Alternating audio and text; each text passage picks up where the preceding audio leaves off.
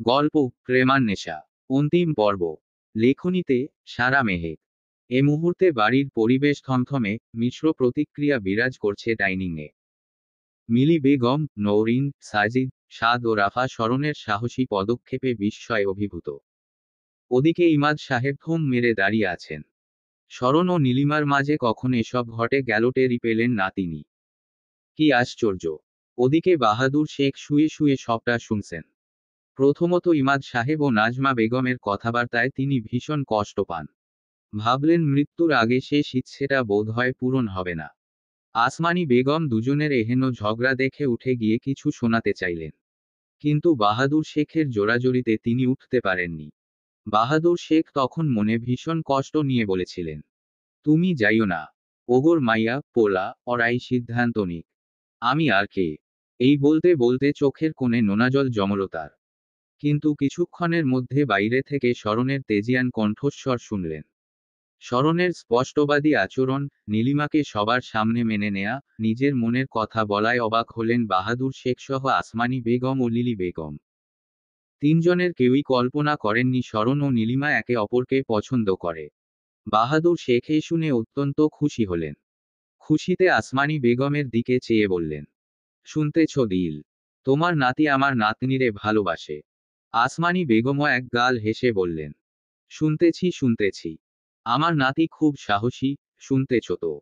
আমার নাতি তোমার নাতনিরে বিয়া করলে সারা জীবন সুখে থাকবে। লিলি বেগম মৃদু হাসলেন বাবা মায়ের এহেন কথোপকথনে। শরণ, নীলিমা তাদের দুজনেরই নাতি নাতনি। কিন্তু এমনভাবে বলছেন যেন নীলিমার সাথে তার নানির ও শরণের সাথে তার দাদার কোনো সম্পর্কই নেই। এদিকে ডাইনিংয়ের অবস্থা থমথমে। ইমাদ সাহেব এগিয়ে এলেন নীলিমার দিকে। আহত স্বরে জিজ্ঞেস করলেন, তুই আর শরণ একে অপরকে ভালোবাসিস নীলু? নীলিমার দৃষ্টিজোড়া অশ্রুসিক্ত। বাবার কণ্ঠস্বরের পিছনের কষ্ট সে আজ করতে পেরেছে। সে জানে তার বাবা কখনো কল্পনাও করেনি যে সে শরণকে ভালোবাসবে। নীলিমা মনের ভেতর সাহস জোগালো। যেখানে শরণ সবার সামনে তার হাত ধরে সবটা বলার সৎসাহস রাখে সেখানে সে কেন নিশ্চুপ থাকবে। আজ তাকেও কথা বলতে হবে। যে যাই ভাবুক না কেন। নীলিমা দৃঢ়কণ্ঠে জবাব দিল, হ্যাঁ আবু, আমি শরণ ভাইকে ভালোবাসি। নীলিমার এহেন জবাবে শরণ বিজয়ের হাসি হাসল। কিন্তু ইমাদ সাহেব বিস্ময়ে হতভম্ব হয়ে কয়েক কদম পিছিয়ে এলেন, ভেবেছিলেন মেয়ের কাছ থেকে নেতিবাচক জবাব পাবেন। অথচ ইমাদ সাহেব আর দাঁড়িয়ে থাকতে পারলেন না। রুমে চলে গেলেন। এদিকে নাজমা বেগম বিস্ময় ও রাগের মাঝেও কিঞ্চিত খুশি হলেন। নীলিমাকে ছোট থেকে দেখে আসছেন তিনি। মেয়েটাকে ভীষণ ভালোবাসেন তিনি। কিন্তু মেয়েটার বাবাকে দেখতে পারেন না, এই হলো কথা।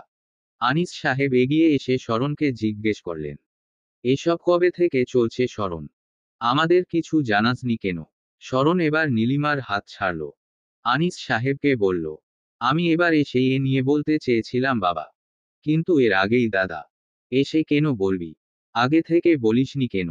আমার প্রমোশনের অপেক্ষায় ছিলাম বাবা। বেতন বাড়লে যেন মাথা উঁচু করে নীলিমার হাত চাইতে পারি। ফুপা যেন অমত করার সুযোগই না পায়। আনিস সাহেব মৃদু তাচ্ছিল্যপূর্ণ হাসি দিয়ে বলল, তোর বেতনে কোনো যায় আসে না রে শরণ। তোর ফুপা আগে থেকেই না করে বসে আছে। আর এদিকে তোর মা। বলেই তিনি নাজমা বেগমের দিকে হতাশা ও তাচ্ছিল্য নিয়ে তাকালেন। নাজমা বেগম তখন লজ্জায় দৃষ্টি নত করলেন। আনিস সাহেব আর কিছু বললেন না। চলে গেলেন নিজের রুমে। পিছু পিছু গেলেন নাজমা বেগমও। মাসুদা বেগম ও আনোয়ার সাহেবও চলে গেলেন। মাহবুব তখন এসে শরণের সামনে দাঁড়ালো। আর রাফা দাঁড়ালো নীলিমার সামনে। শরণ হুট করেই কেমন যেন অসহায় বোধ করল। মনে হয়েছিল এই বুঝি সব পেয়ে গেল। কিন্তু এই সময়ে এসে মনে হচ্ছে সবকিছুই যেন বালুকনার ন্যায় হাত থেকে পড়ে যাচ্ছে। মাহবুবকে অসহায় গলায় শুধালো, মাহবুব, সব ঠিক হবে তো? আমি আশা হারিয়ে ফেলছি একদম। মাহবুব শরণের কাঁধে হাত রাখল, আস্থার সুরে বলল, চিন্তা করিস না। সব ঠিক হবে শরণ। বাড়ির সবাই তোদের বিয়ের পক্ষে। থাকলো চাচি আর ফুপা, তাদেরকে ঠিকই রাজি করানো যাব। হয়তো একটু সময় লাগবে। নীলিমাও বিচলিত নয়নে তাকালো।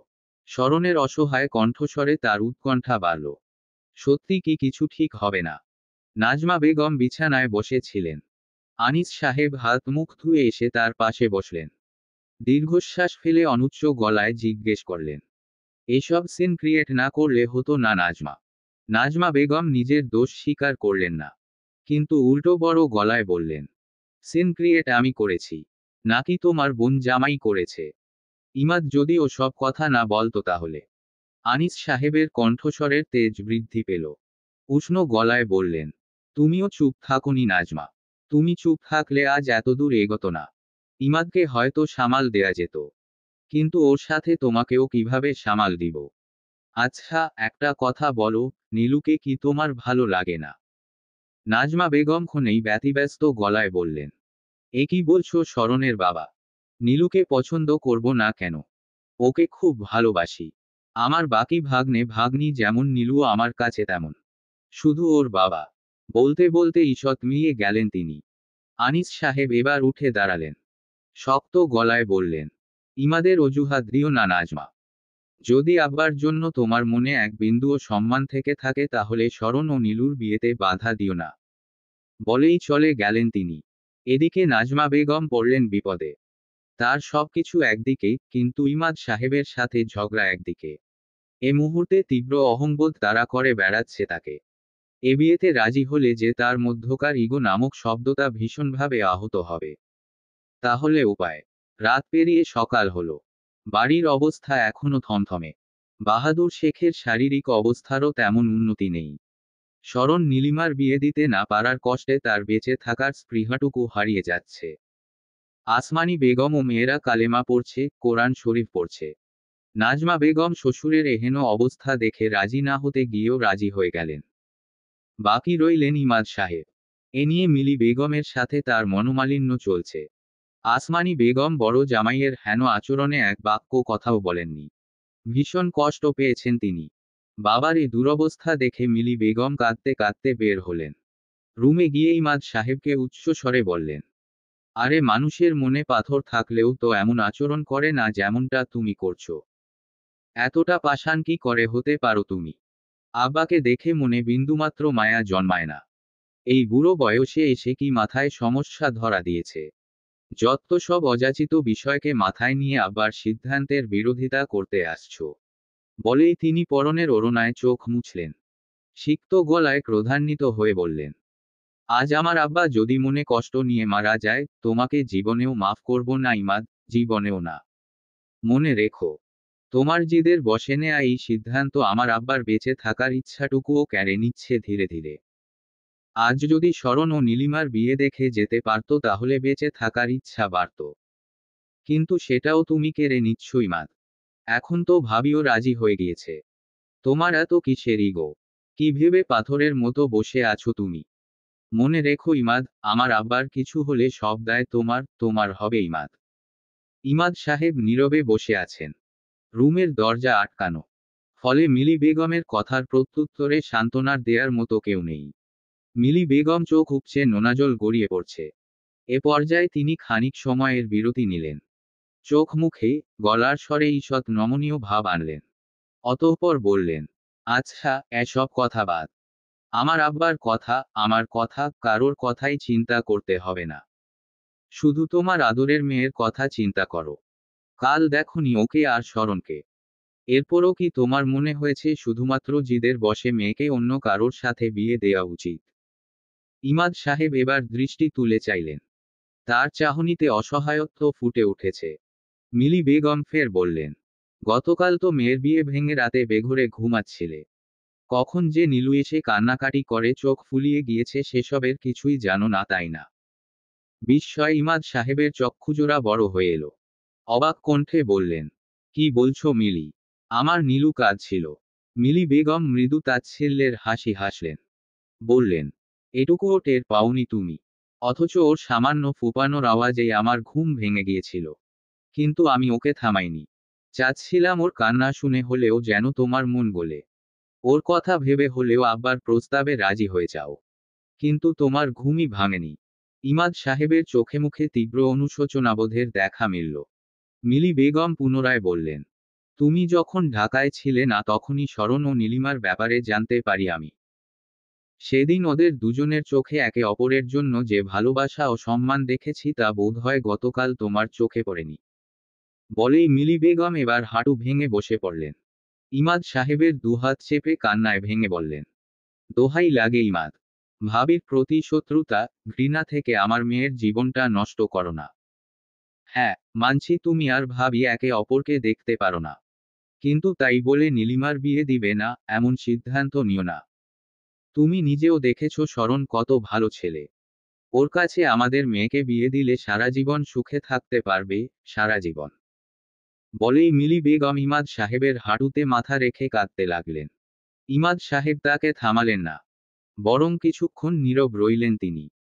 এবার আর চিন্তা ভাবনার জন্য নিজেকে সুযোগ দিলেন না।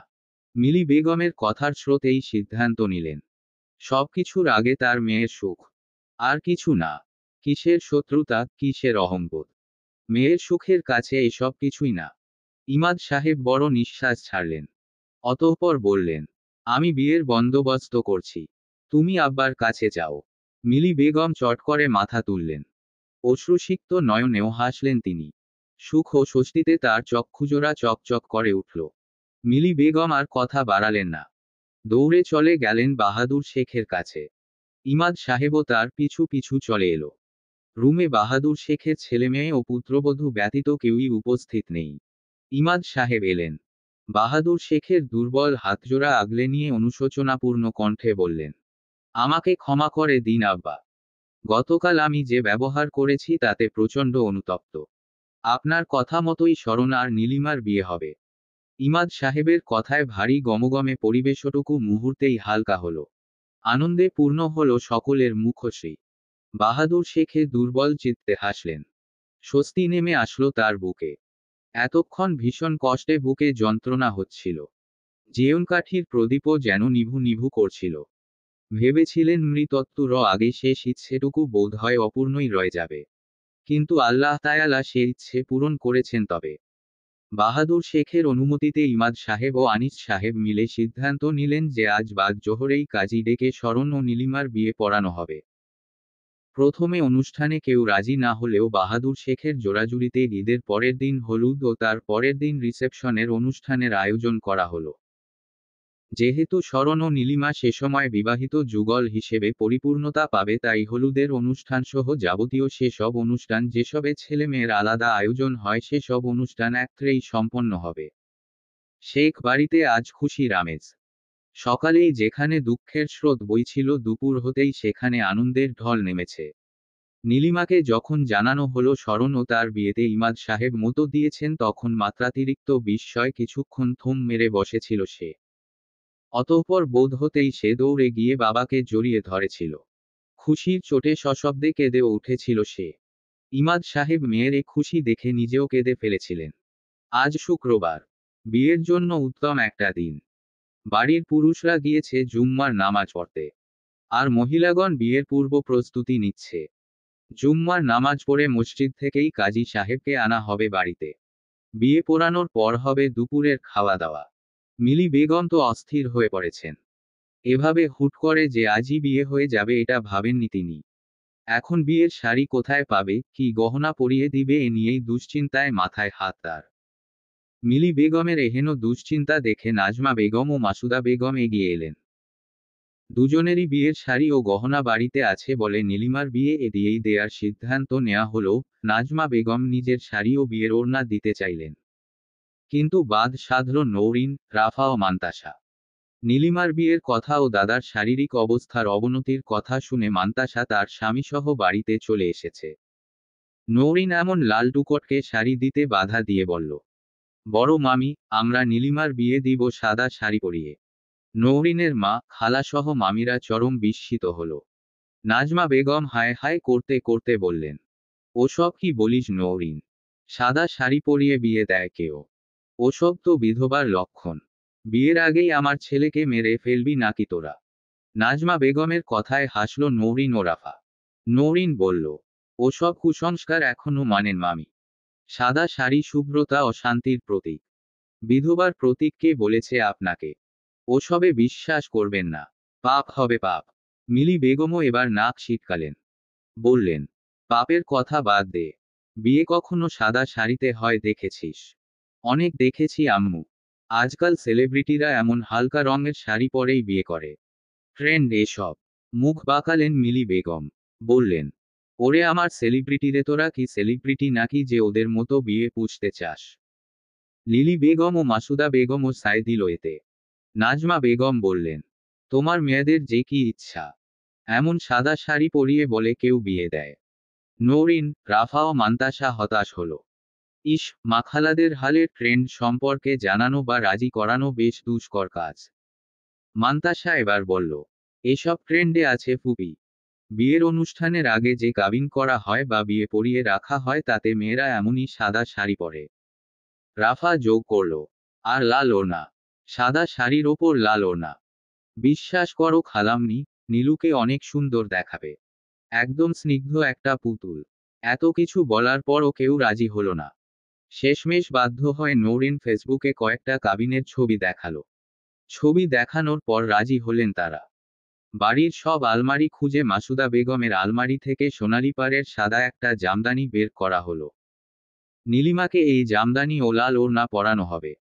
আর গহনাগাটি বলতে সবার গহনা থেকেই টুকটাক গহনা নিয়ে পরানো হবে। স্বল্প সময়ে মেহেদির ব্যবস্থা করতে না পারায় আলতা পরানো হলো নীলিমার হাতে। এ কাজের দায়িত্ব নিয়েছিল রাফা ও মান্তাসা। আলতা পরানো শেষে নীলিমা জানালার ধারে মাথা ঠেকিয়ে বসে আছে। আর ওদিকে তারা তিনজন সবকিছু গোছগাছ করছে। এখন নীলিমাকে শাড়ি পরানোর পালা। শাড়ি পরানোর জন্য নৌরিন নীলিমাকে ডাক দিল। নীলিমা উঠে আসলো। নৌরিন দেখল নীলিমার চাহনিতে তীব্র উৎকণ্ঠা, অস্থিরতা। এ দেখে নৌরিন নীলিমার গালে হাত রেখে উদ্বেগ নিয়ে শুধালো, কি হয়েছে রে নীলু? টেনশনে আছিস? নীলিমার বুকে কেমন যেন শূন্য অনুভূতি হচ্ছে। ভীষণ অস্থির লাগছে, বলল। হুম আপু, অদ্ভুত লাগছে। জানো, মাথার ভেতরটা কেমন করছে। পেটে কেমন যেন সুরসুরি লাগছে। তোমাদেরও কি এমন হয়েছিল? নীলিমার এহেন কথায় হেসে উঠল তারা। নৌরিন বলল, স্বাভাবিক এটা। বিয়ের সময় এমনই হয়। নীলিমা আলতো হাসার চেষ্টা করে বলল, জানো আপু, শরণ ভাইয়ের কথা চিন্তা করেই এত লজ্জা লাগছে। কখনো ভাবিনি এভাবে হুটহাট বিয়ে করতে হবে। ভেবেছিলাম সময় নিয়ে নিজেকে নতুন সম্পর্কের ব্যাপারে সামলে নিব। কিন্তু এভাবে বিয়ে হবে কে জানতো। বলেই সে আলতা রাঙা হাত দুটো এগিয়ে দিল সম্মুখে। বলল, দেখো, ভয় আমার হাত দুটো কেমন কাঁপছে। নৌরিন ও রাফা নীলিমার হাত ধরে দেখল সত্যিই নীলিমার হাত কাঁপছে, মৃদু তালে। নীলিমা আরও বলল, বুকের ভেতর ধুকপুক করছে। হার্টবিট যে কত বেড়েছে কে জানে। কেমন যেন অস্থির লাগছে, আবার আনন্দও হচ্ছে। এই তীব্র আনন্দের চোটে আমি আবার অজ্ঞান না হয়ে যাই। এই বলতে বলতেই আচমকা অজ্ঞান হয়ে নেতিয়ে পড়ল নীলিমা। নৌরিন ও রাফা মুহূর্তেই নীলিমাকে বাহুডোরে আবদ্ধ করে নিল। নীলিমার হঠাৎ জ্ঞান হারানোয় তিনজনের মাঝেই আতঙ্কের জন্ম হল। মান্তাসা তীব্র ভয় ও আতঙ্কে কম্পিত গলায় চিৎকার করে মিলি বেগমকে ডাকল, ফুপি, ফুপি, তাড়াতাড়ি এদিকে এসো। নীলিমা অজ্ঞান হয়ে গিয়েছে। শেখ বাড়ির পরিস্থিতি স্বাভাবিক হতে গিয়েও স্বাভাবিক হচ্ছে না। এই যেমন বহু কষ্টে শরণ ও নীলিমার বিয়ে ঠিক হলো, কিন্তু বিয়ের আগে এসে হুট করেই নীলিমা জ্ঞান হারালো। কি কারণে সে জ্ঞান হারিয়েছে তা কেউ বলতে পারছে না। নীলিমার এহেন অবস্থা দেখে মাসুদা বেগম অনুমান করে বললেন, হয়তো সকালে কিছু খায়নি নীলিমা, এজন্যই এমনটা হয়েছে। কিন্তু রাফার কাছে জানা গেল, নীলিমা সকালে খেয়েছে। একেবারে যে খালি পেটে আছে তা নয়, আবার একেবারেই যে পেট ভরে খেয়েছে সেটাও নয়। তাহলে এখন প্রশ্ন দাঁড়ায়, নীলিমা হঠাৎ অজ্ঞান হলো কেন? নীলিমার জ্ঞান ফিরল মিলি বেগমের হাতের পানির ছিটায়। পিটপিট করে সে চোখ মেলে দেখল তার চারপাশে বাড়ির সকল মহিলাগণ ঘিরে দাঁড়িয়ে আছে। চারপাশের পরিস্থিতি সম্পর্কে অবগত হতেই সে বুঝতে পারল মিনিট দুয়েকের মতো সে অজ্ঞান ছিল। এই বুঝো হতেই সে মা ও ছোট মামিকে ধরে বিছানায় শোয়া থেকে উঠল। নীলিমার এহেন অবস্থায় উদ্বিগ্ন সকলের মুখেই একই প্রশ্ন ঘুরপাক খেল, নীলু, ঠিক আছিস তো এখন? নাকি এখনো মাথা ঘুরছে? এই বলতে বলতে নাজমা বেগম এক গ্লাস পানি এগিয়ে দিলেন। নীলিমা পানি খেয়ে নিজেকে স্বাভাবিক করে বলল, এখন ঠিক আছি, তবে অল্প একটু দুর্বল লাগছে। মিলি বেগম এবার নীলিমার পাশে বসে মাথায় হাত বুলিয়ে দিতে লাগলেন।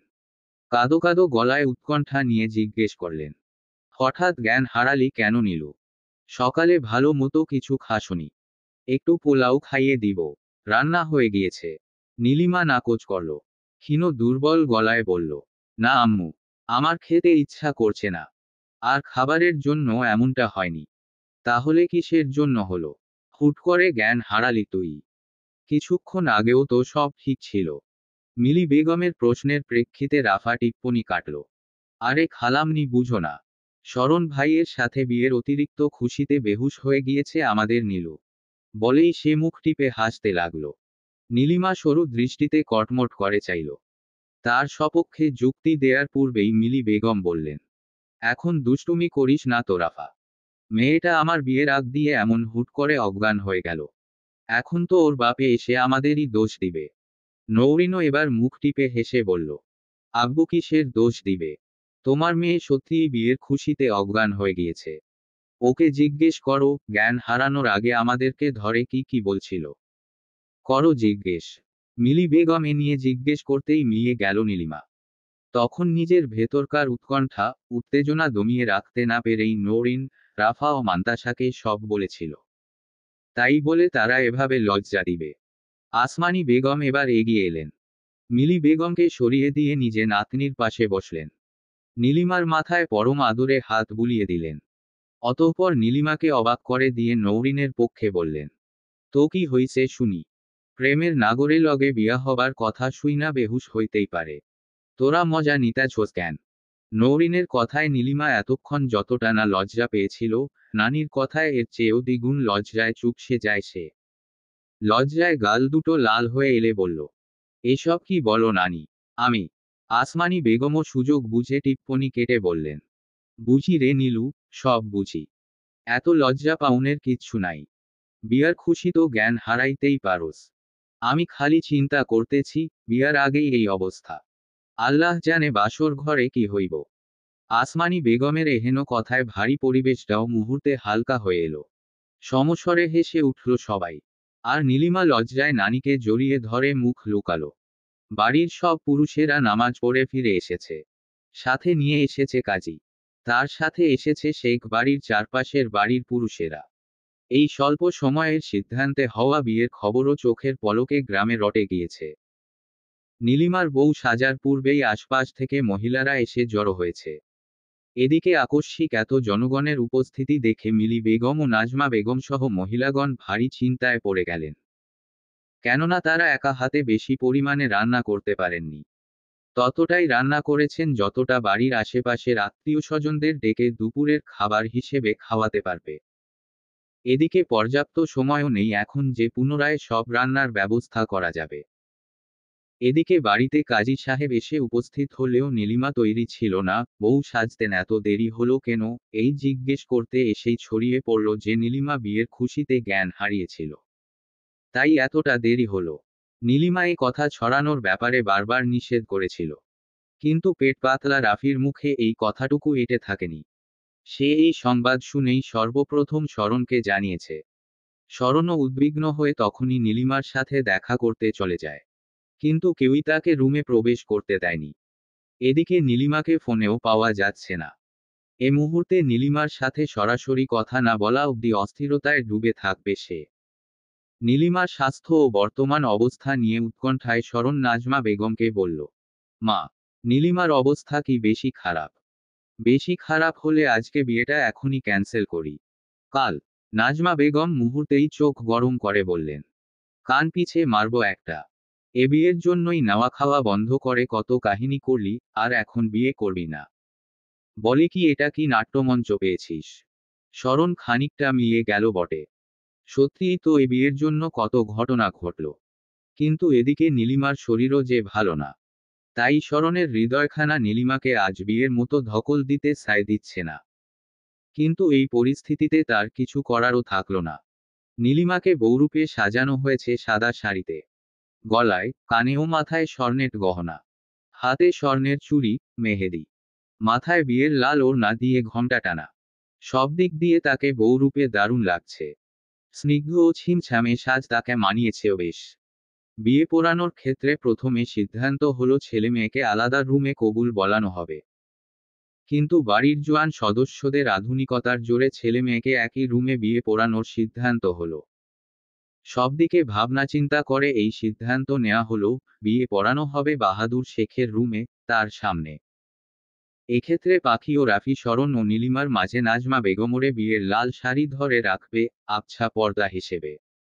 নৌরিন এই পর্দাটা ফুল দিয়ে বানাতে চেয়েছিল, কিন্তু সময়ের স্বল্পতায় সেটা পারেনি বলেই বিয়ের ওড়না দিয়ে কাজ চালাতে হয়েছে।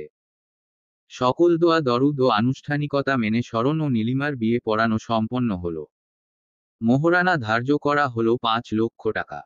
এই মোহরানা ধার্যের ব্যাপারে শরণকে কোনো জোর করা হয়নি, বরং সে হাসিমুখে মন থেকেই এই মোহরানা আদায় করতে ইচ্ছুক হয়েছে।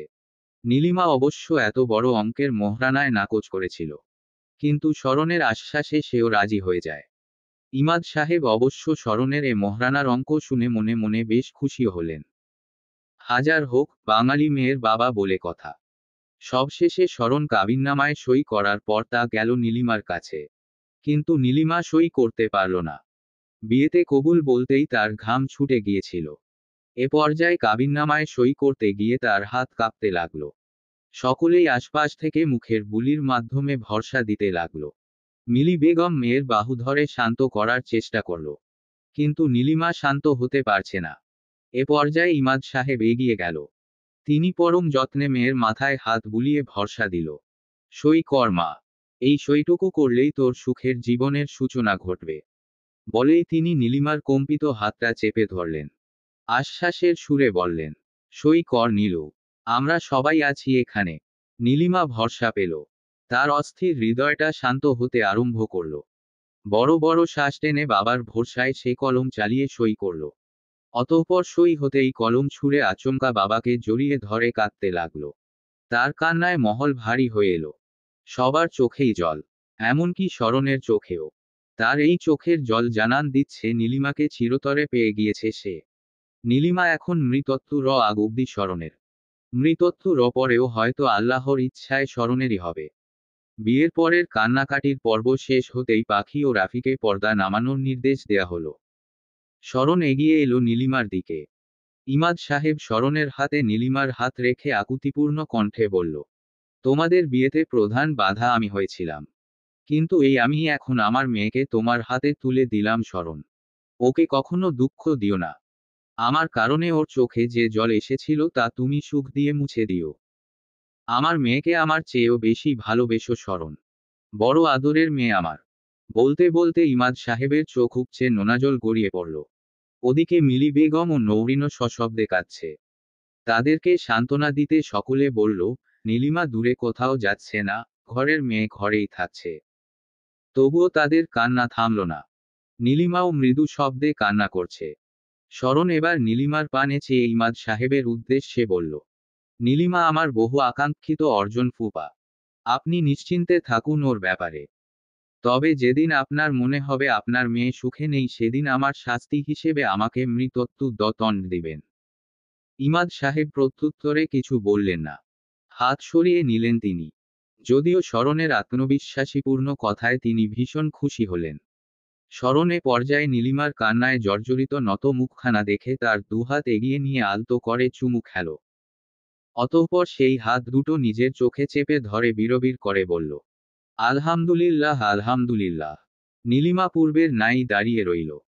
এবার শরণ চোখের উপর হতে নীলিমার হাত দুটো সরিয়ে তার শারীরিক অবস্থার প্রেক্ষিতে মোলায়েম গলায় শুধালো, এখন কি সুস্থ বোধ করছো নীলি? মাথা ঘুরাচ্ছে না তো? শরণের প্রশ্নে নীলিমার প্রত্যুত্তরের পূর্বেই মাহবুব সবার সামনেই টিপ্পনি কেটে বলল, এখন থেকেই বউয়ের জন্য দেওয়ানা। না জানি সামনে কি হবে। মাহবুবের কথায় মহল হালকা হলো।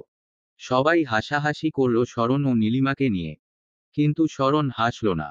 সে নীলিমার পানে চেয়ে বিমুগ্ধ গলায় বলল, সামান্য শারীরিক অবস্থার কথা জিজ্ঞেস করাই যদি বউয়ের দেওয়ানা খেতাব পাই তাহলে হ্যাঁ, আমি বউয়ের দেওয়ানা। আমি নীলিমার দেওয়ানা। শরণের এই কথা বলতে দেরি, তবে রুমেও ধ্বনি সৃষ্টি হতে দেরি হলো না। বাহাদুর শেখ তোশোয়া অবস্থায় দুর্বল হাসি দিয়ে বললেন, দেখতাছো দিল তোমার নাতির কাণ্ড। বিয়ার সময় ঘন্টাও গড়াইল না, আর বেশরমের মতন কেমনে আমার নাতনিটারে লজ্জা দিতেছে। নীলিমা এতক্ষণ লজ্জায় মুচকি হাসছিল, কিন্তু এবার নানার কথায় লজ্জায় যেন লজ্জাবতী পাতার ন্যায় নুয়ে পড়ল। শরণও কিছু বলল না। একটু আধটু সেও লজ্জা পেয়েছে, তবে অপ্রকাশ্যে। রাতে বাঁধল আরেক ঝামেলা। বাড়ির বড়রা বলছে শরণ ও নীলিমাকে আজ রাতে একসাথে থাকতে দিবেন না তারা। তাদের কথা, রিসিপশনের পর দুজন একসাথে থাকবে। কিন্তু বাড়ির ছোটরা অর্থাৎ কাজিন পার্টির প্রত্যেকে বড়দের এই মতের বিরুদ্ধে। তাদের কথা হলো, বিয়ে যেহেতু হয়েছে সেহেতু একত্রে রাত কাটাতে সমস্যা কোথায়। শেষে এই বাকবিতণ্ডার অবসান ঘটালো শরণ নিজে। গলার স্বর উঁচিয়ে ধমকে উঠে বলল, দুপক্ষের ঝগড়া এখানেই থামাও। কেননা আমার বউয়ের সাথে রাত কাটাবো আমি। সিদ্ধান্তটা আমারই হবে। আর আমি এই সিদ্ধান্ত নিয়েছি যে আজ রাতে আমি আর নীলিমা একসাথে থাকব। এখন এই টপিক এখানেই ক্লোজ। শরণের ঠোঁটকাটা কথায় উপস্থিত সকলে বিস্ময়ে হতভম্ব হল। সকলেই কিছুক্ষণ হা হয়ে রইল। নীলিমা তো পারে না লজ্জায় মাটি খুঁড়ে ভেতরে ঢুকে যেতে। শরণে মা, চাচি, ফুপু দুজন পড়ল ভীষণ লজ্জায়। আনিস সাহেবও ছেলের হেন কথায় তবদা খেয়ে দাঁড়িয়েছিলেন কিছুক্ষণ। অতঃপর পরিস্থিতি এড়াতে ফোন কলের অজুহাতে সেখান থেকে কেটে পড়েন তিনি। সবার এই লজ্জায় লাল হওয়া দেখে শরণ ভ্রু কুঁচকে স্বাভাবিক কণ্ঠেই শুধালো, কি ব্যাপার? সবাই এত লজ্জা পাচ্ছ কেন? তোমরা যেমন টাইপের তর্ক করছিলে তেমন টাইপেরই উত্তর পেয়েছ। আর বিয়ের পর জামাই বউ তো একসাথেই থাকবে। আমাদের আলাদা রাখতে চাচ্ছ কেন মা চাচিগণ? নাজমা বেগম এবার লজ্জায় বললেন, মুখে একটু লাগাম দে বাছা। বিয়ে হয়েছে বলে বেশরমের ট্যাগ পেয়ে গিয়েছিস নাকি? শরণ এ প্রশ্নের উত্তরে দাঁত কেলিয়ে বলল, একটু বেশরম না হলে বাচ্চা পয়দা করব কিভাবে? তুমি দাদি আর ফুপি নানিই বা হবে কি করে? না, শরণে বেফাস কথাবার্তায় এখানে টিকে থাকা দায় হয়ে যাচ্ছে। দুগালে হাত ছুঁয়ে তওবা পড়তে পড়তে রান্নাঘরের দিকে ছুটলেন। রাতের খাবারের জন্য ভাত বসাতে হবে। মিলি বেগমও ভাতিজার এহেন কথায় চুপচাপ আস্তাগফিরুল্লাহ পড়তে পড়তে কেটে পড়লেন। সবাই লজ্জা পেলেও আসমানি বেগম তো ভীষণ খুশি হলেন। নাতির মাথায় হাত বুলিয়ে বললেন, একদম তর দাদার মতো হইছস শরণ। তর দাদাও হঠাৎ মোটাৎ এমন কথা কইত। শরমে আমি টিকতে পারতাম না।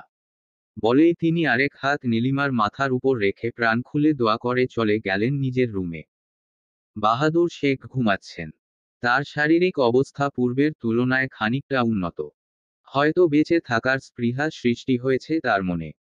ড্রয়িং রুমে এখন কাজিন মহলের সব কটা সদস্য উপস্থিত, ব্যতীত রাফি, পাখি, মান্তাসা ও তার স্বামী ফাহাদ।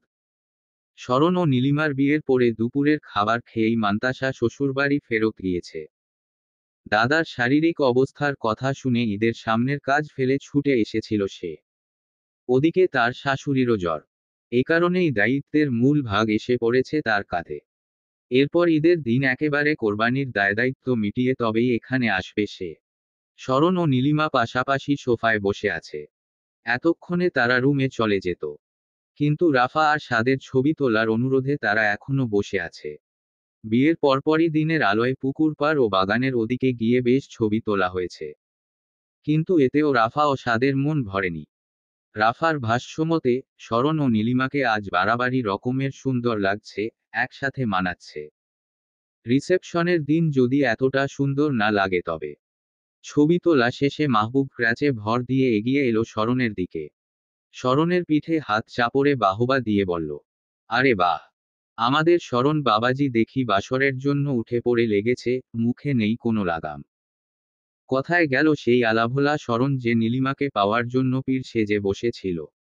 শরণ সরু চোখে চেয়ে রইল কিছুক্ষণ। অতঃপর মেকি হাই তোলার ভান করে বেশ আয়েশি গলায় বলল, মা, বাপ, চাচা, ফুপাদের ভাগানোর জন্য এর চেয়ে ভালো কিছু আর মাথায় আসেনি। মাহবুব আরও যোগ করল, বিয়ের পরপরই দ্য গ্রেট লুচ্চা শরণের অভিষেক হয়ে গেল তাহলে। মাহবুবের সাথে এবার যোগ দিল সাজিদও। বলল, তোমার রূপ দেখি গিরগিটির চেয়েও খারাপ শরণ।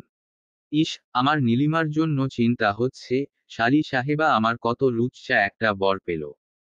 বলেই সে নীলিমার দিকে কৃত্রিম আফসোসের চাহনিতে চাইল। নীলিমার তখন একই সাথে রাগ ও লজ্জায় মিশ্রিত অনুভব হলো। সে পারে না এখনই বাঁশ দিয়ে শরণের মাথায় বাড়ি মারতে।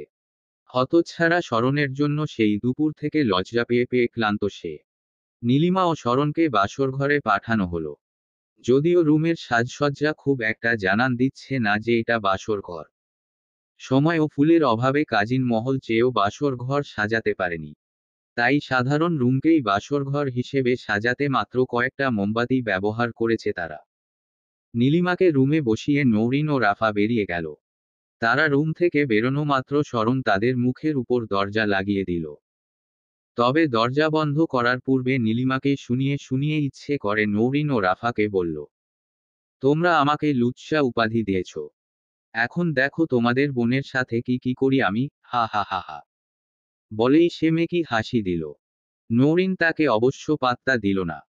তার কথাকে হেসে উড়িয়ে দিয়ে বলল, দেখা যাবে তোমার পারফরমেন্স কত রেটিং পায়, হা হা হা হা। বলে সেও শরণের মতো হাসল।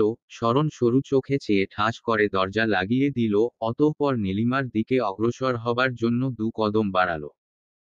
তৃতীয় কদমে নীলিমা খোদ সামনে এগিয়ে আচমকা শরণের পাঞ্জাবির কলার চেপে ধরে ক্রোধান্বিত চাহনিতে চাইল। দাঁতে দাঁত পিষে বলল, এখন পারফরমেন্স দেখাবেন তাই তো? খবরদার, এ মুহূর্তে আমাকে একটুখানি স্পর্শ করলেই ঠ্যাং ভেঙে একদম গলায় ঝুলিয়ে দিব।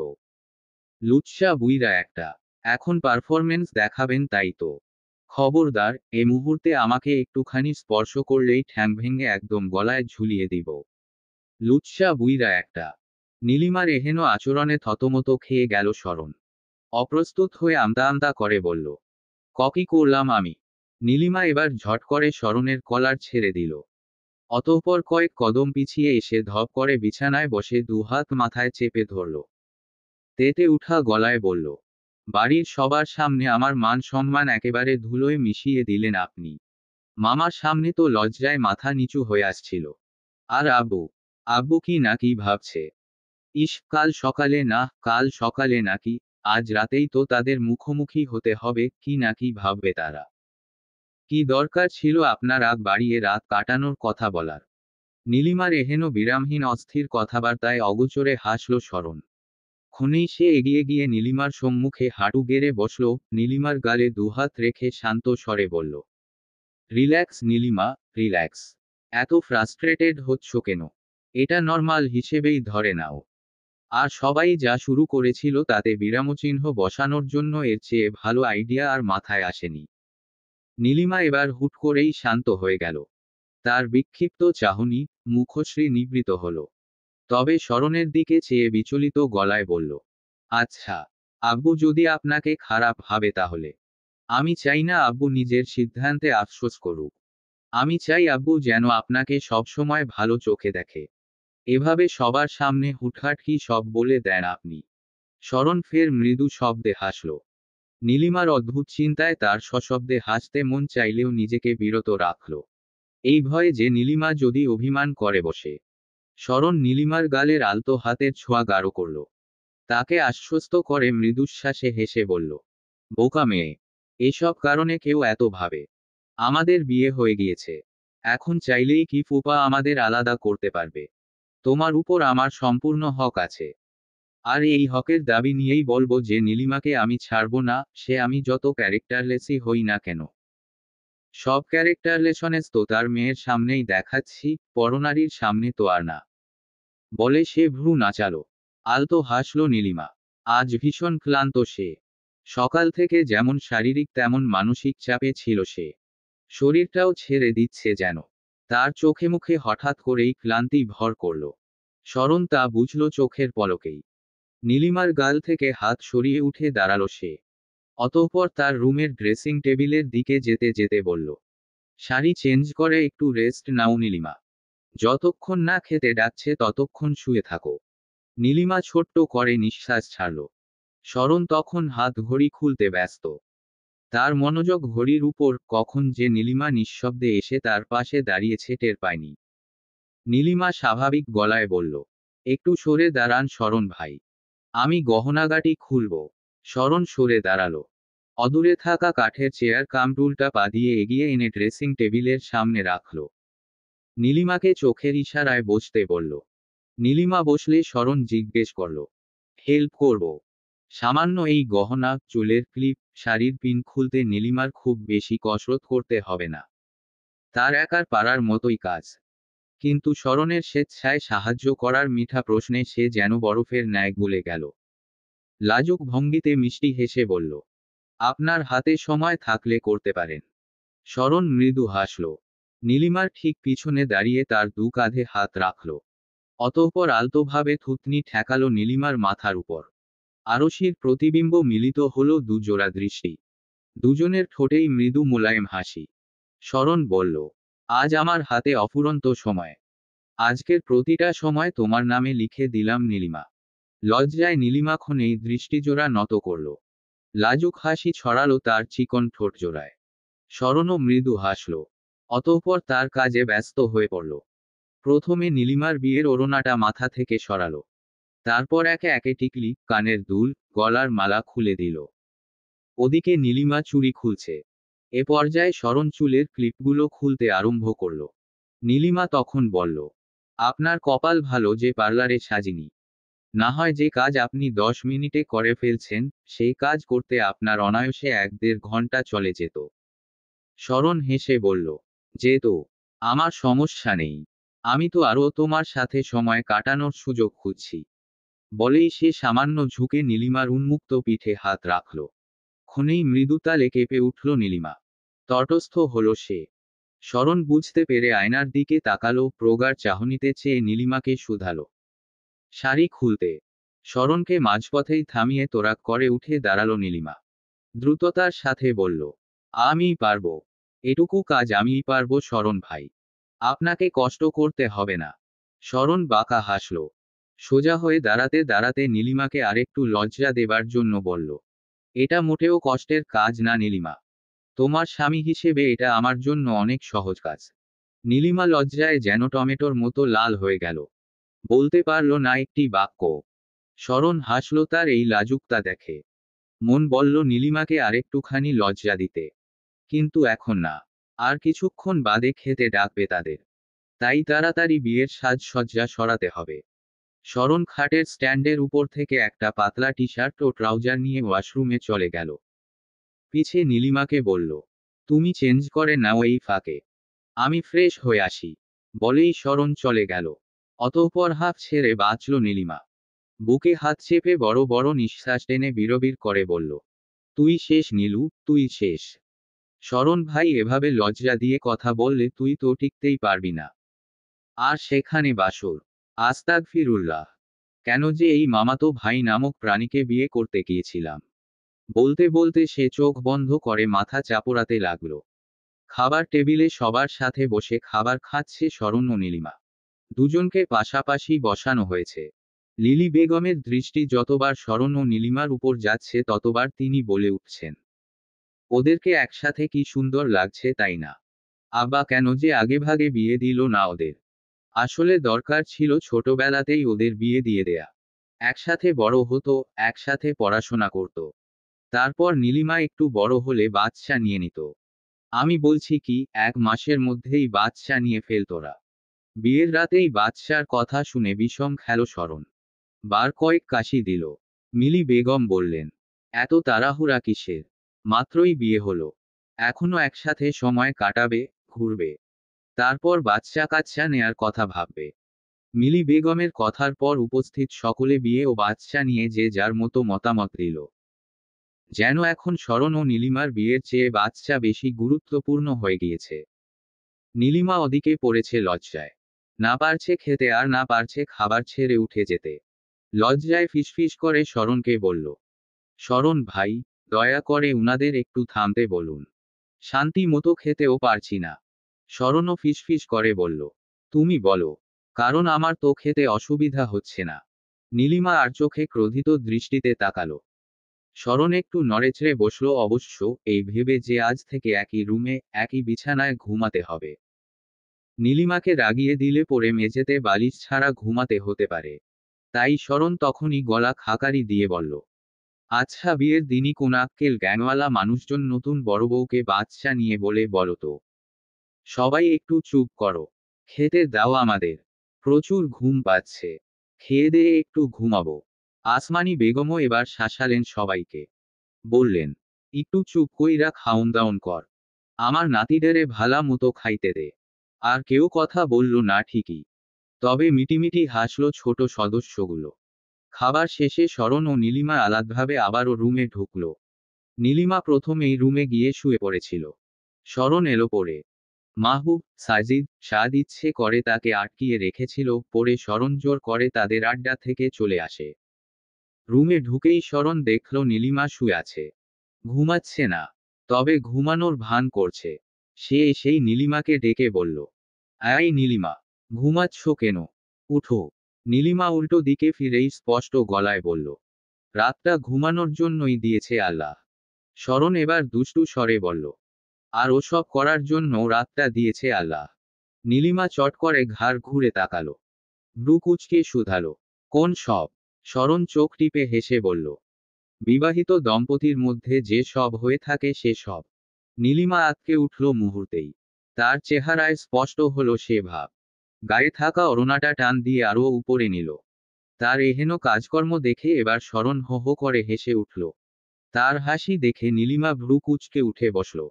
গায়ের ওড়নাটা পূর্বের নাই রেখে বলল, অমন রাক্ষসের মতো হাসছেন কেন? শরণ নীলিমার নাক টেনে বলল, হাসির মতো কাজ করলে হাসবই তো। কি করলাম আমি?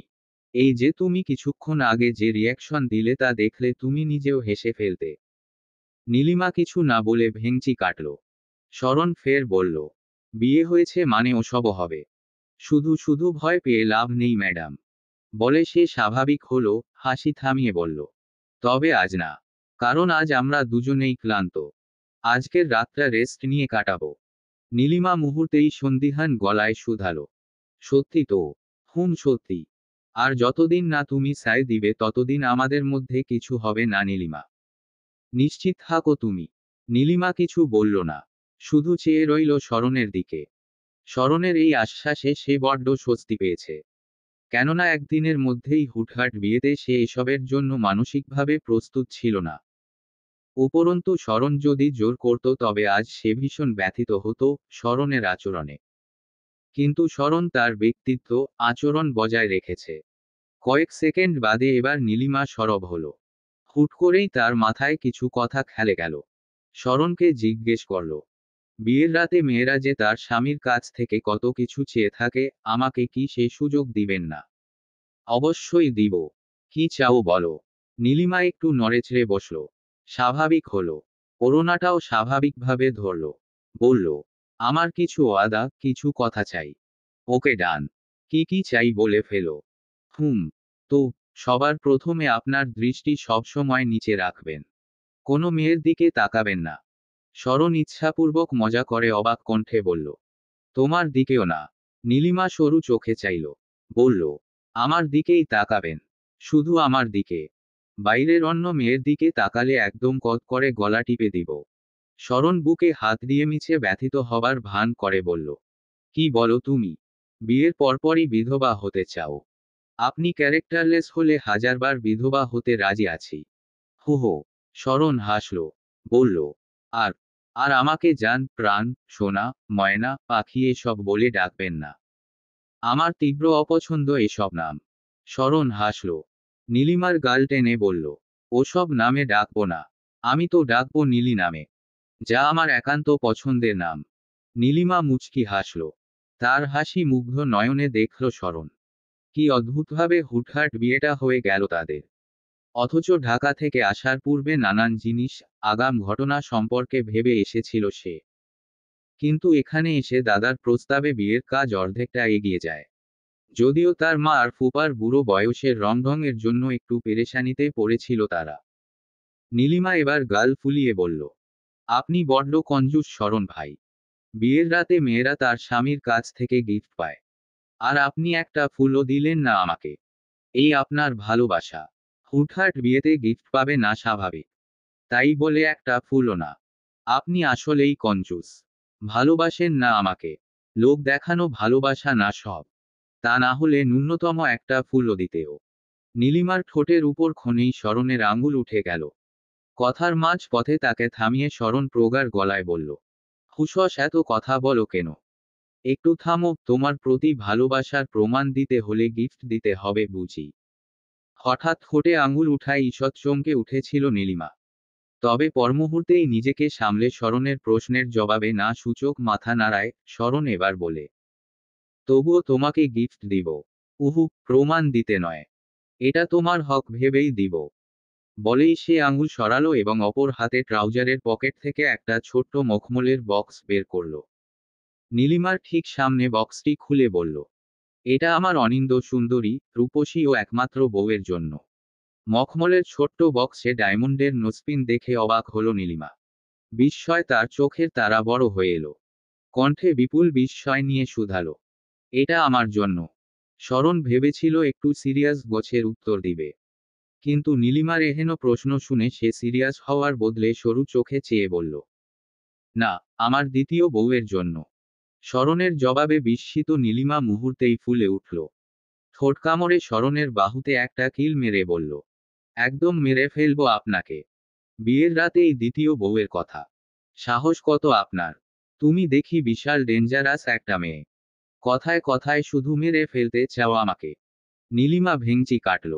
বলল, আপনিও যে উল্টাপাল্টা কথা বলেন। তাই তো আমি মুহূর্তের মধ্যেই মার্ডারার হয়ে যাই। বলেই নীলিমা সরু চোখে চেয়ে রইল। পর মুহূর্তেই স্বাভাবিক হয়ে বলল, আচ্ছা, এসব কথা বাদ দিন। আগে বলুন এটা কিসের নোজপিন? দেখে তো ডায়মন্ড মনে হচ্ছে। শরণও স্বাভাবিক হয়ে এলো। বলল, ডায়মন্ড মনে হলে ডায়মন্ডই। নীলিমা যেন আকাশ থেকে পড়ল। বলল, ডায়মন্ড? এত রেখে ডায়মন্ডের নোজপিন এনেছেন? এত দামি? শরণ হেসে বলল, বউ হয়ছ, এই একটু আধটু দামি জিনিস দেয়াই যায়।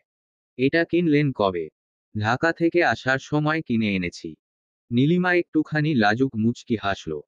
বলল, বাহ, এত কনফিডেন্স কথায় পান শুনি। আমাদের যে বিয়ে হবে এটা জানতেন আগে? জানতেন না তো।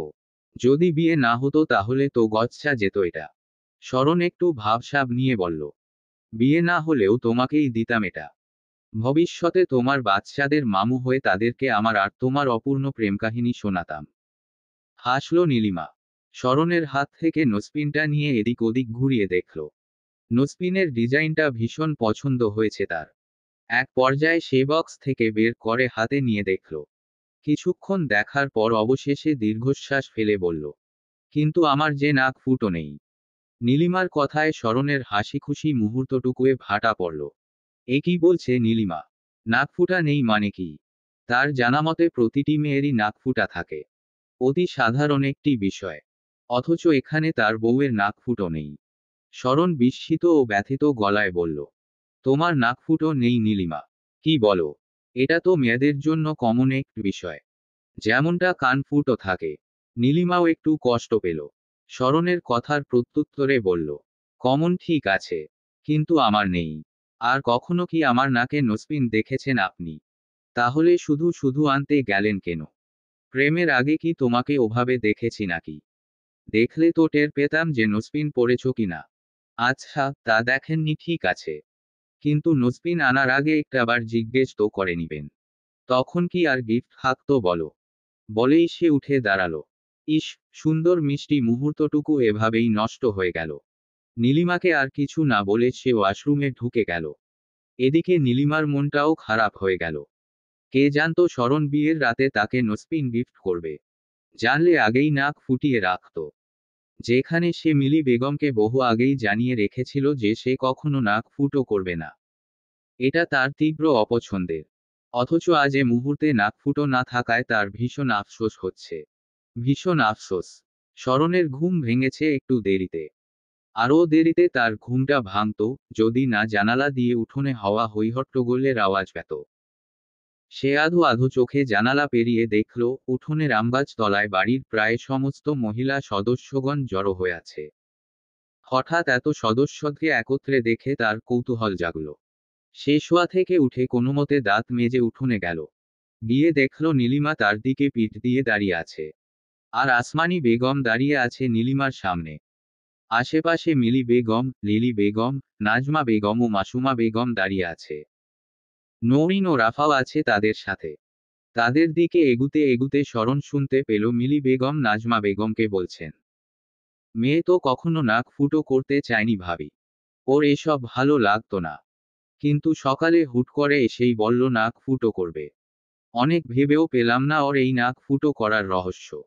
রাফা এবার বলল, নিশ্চিত শরণ ভাই খুঁচিয়েছে নীলুকে। না হলে বিয়ের পরের দিনই নাক ফুটো করতে চায় কে?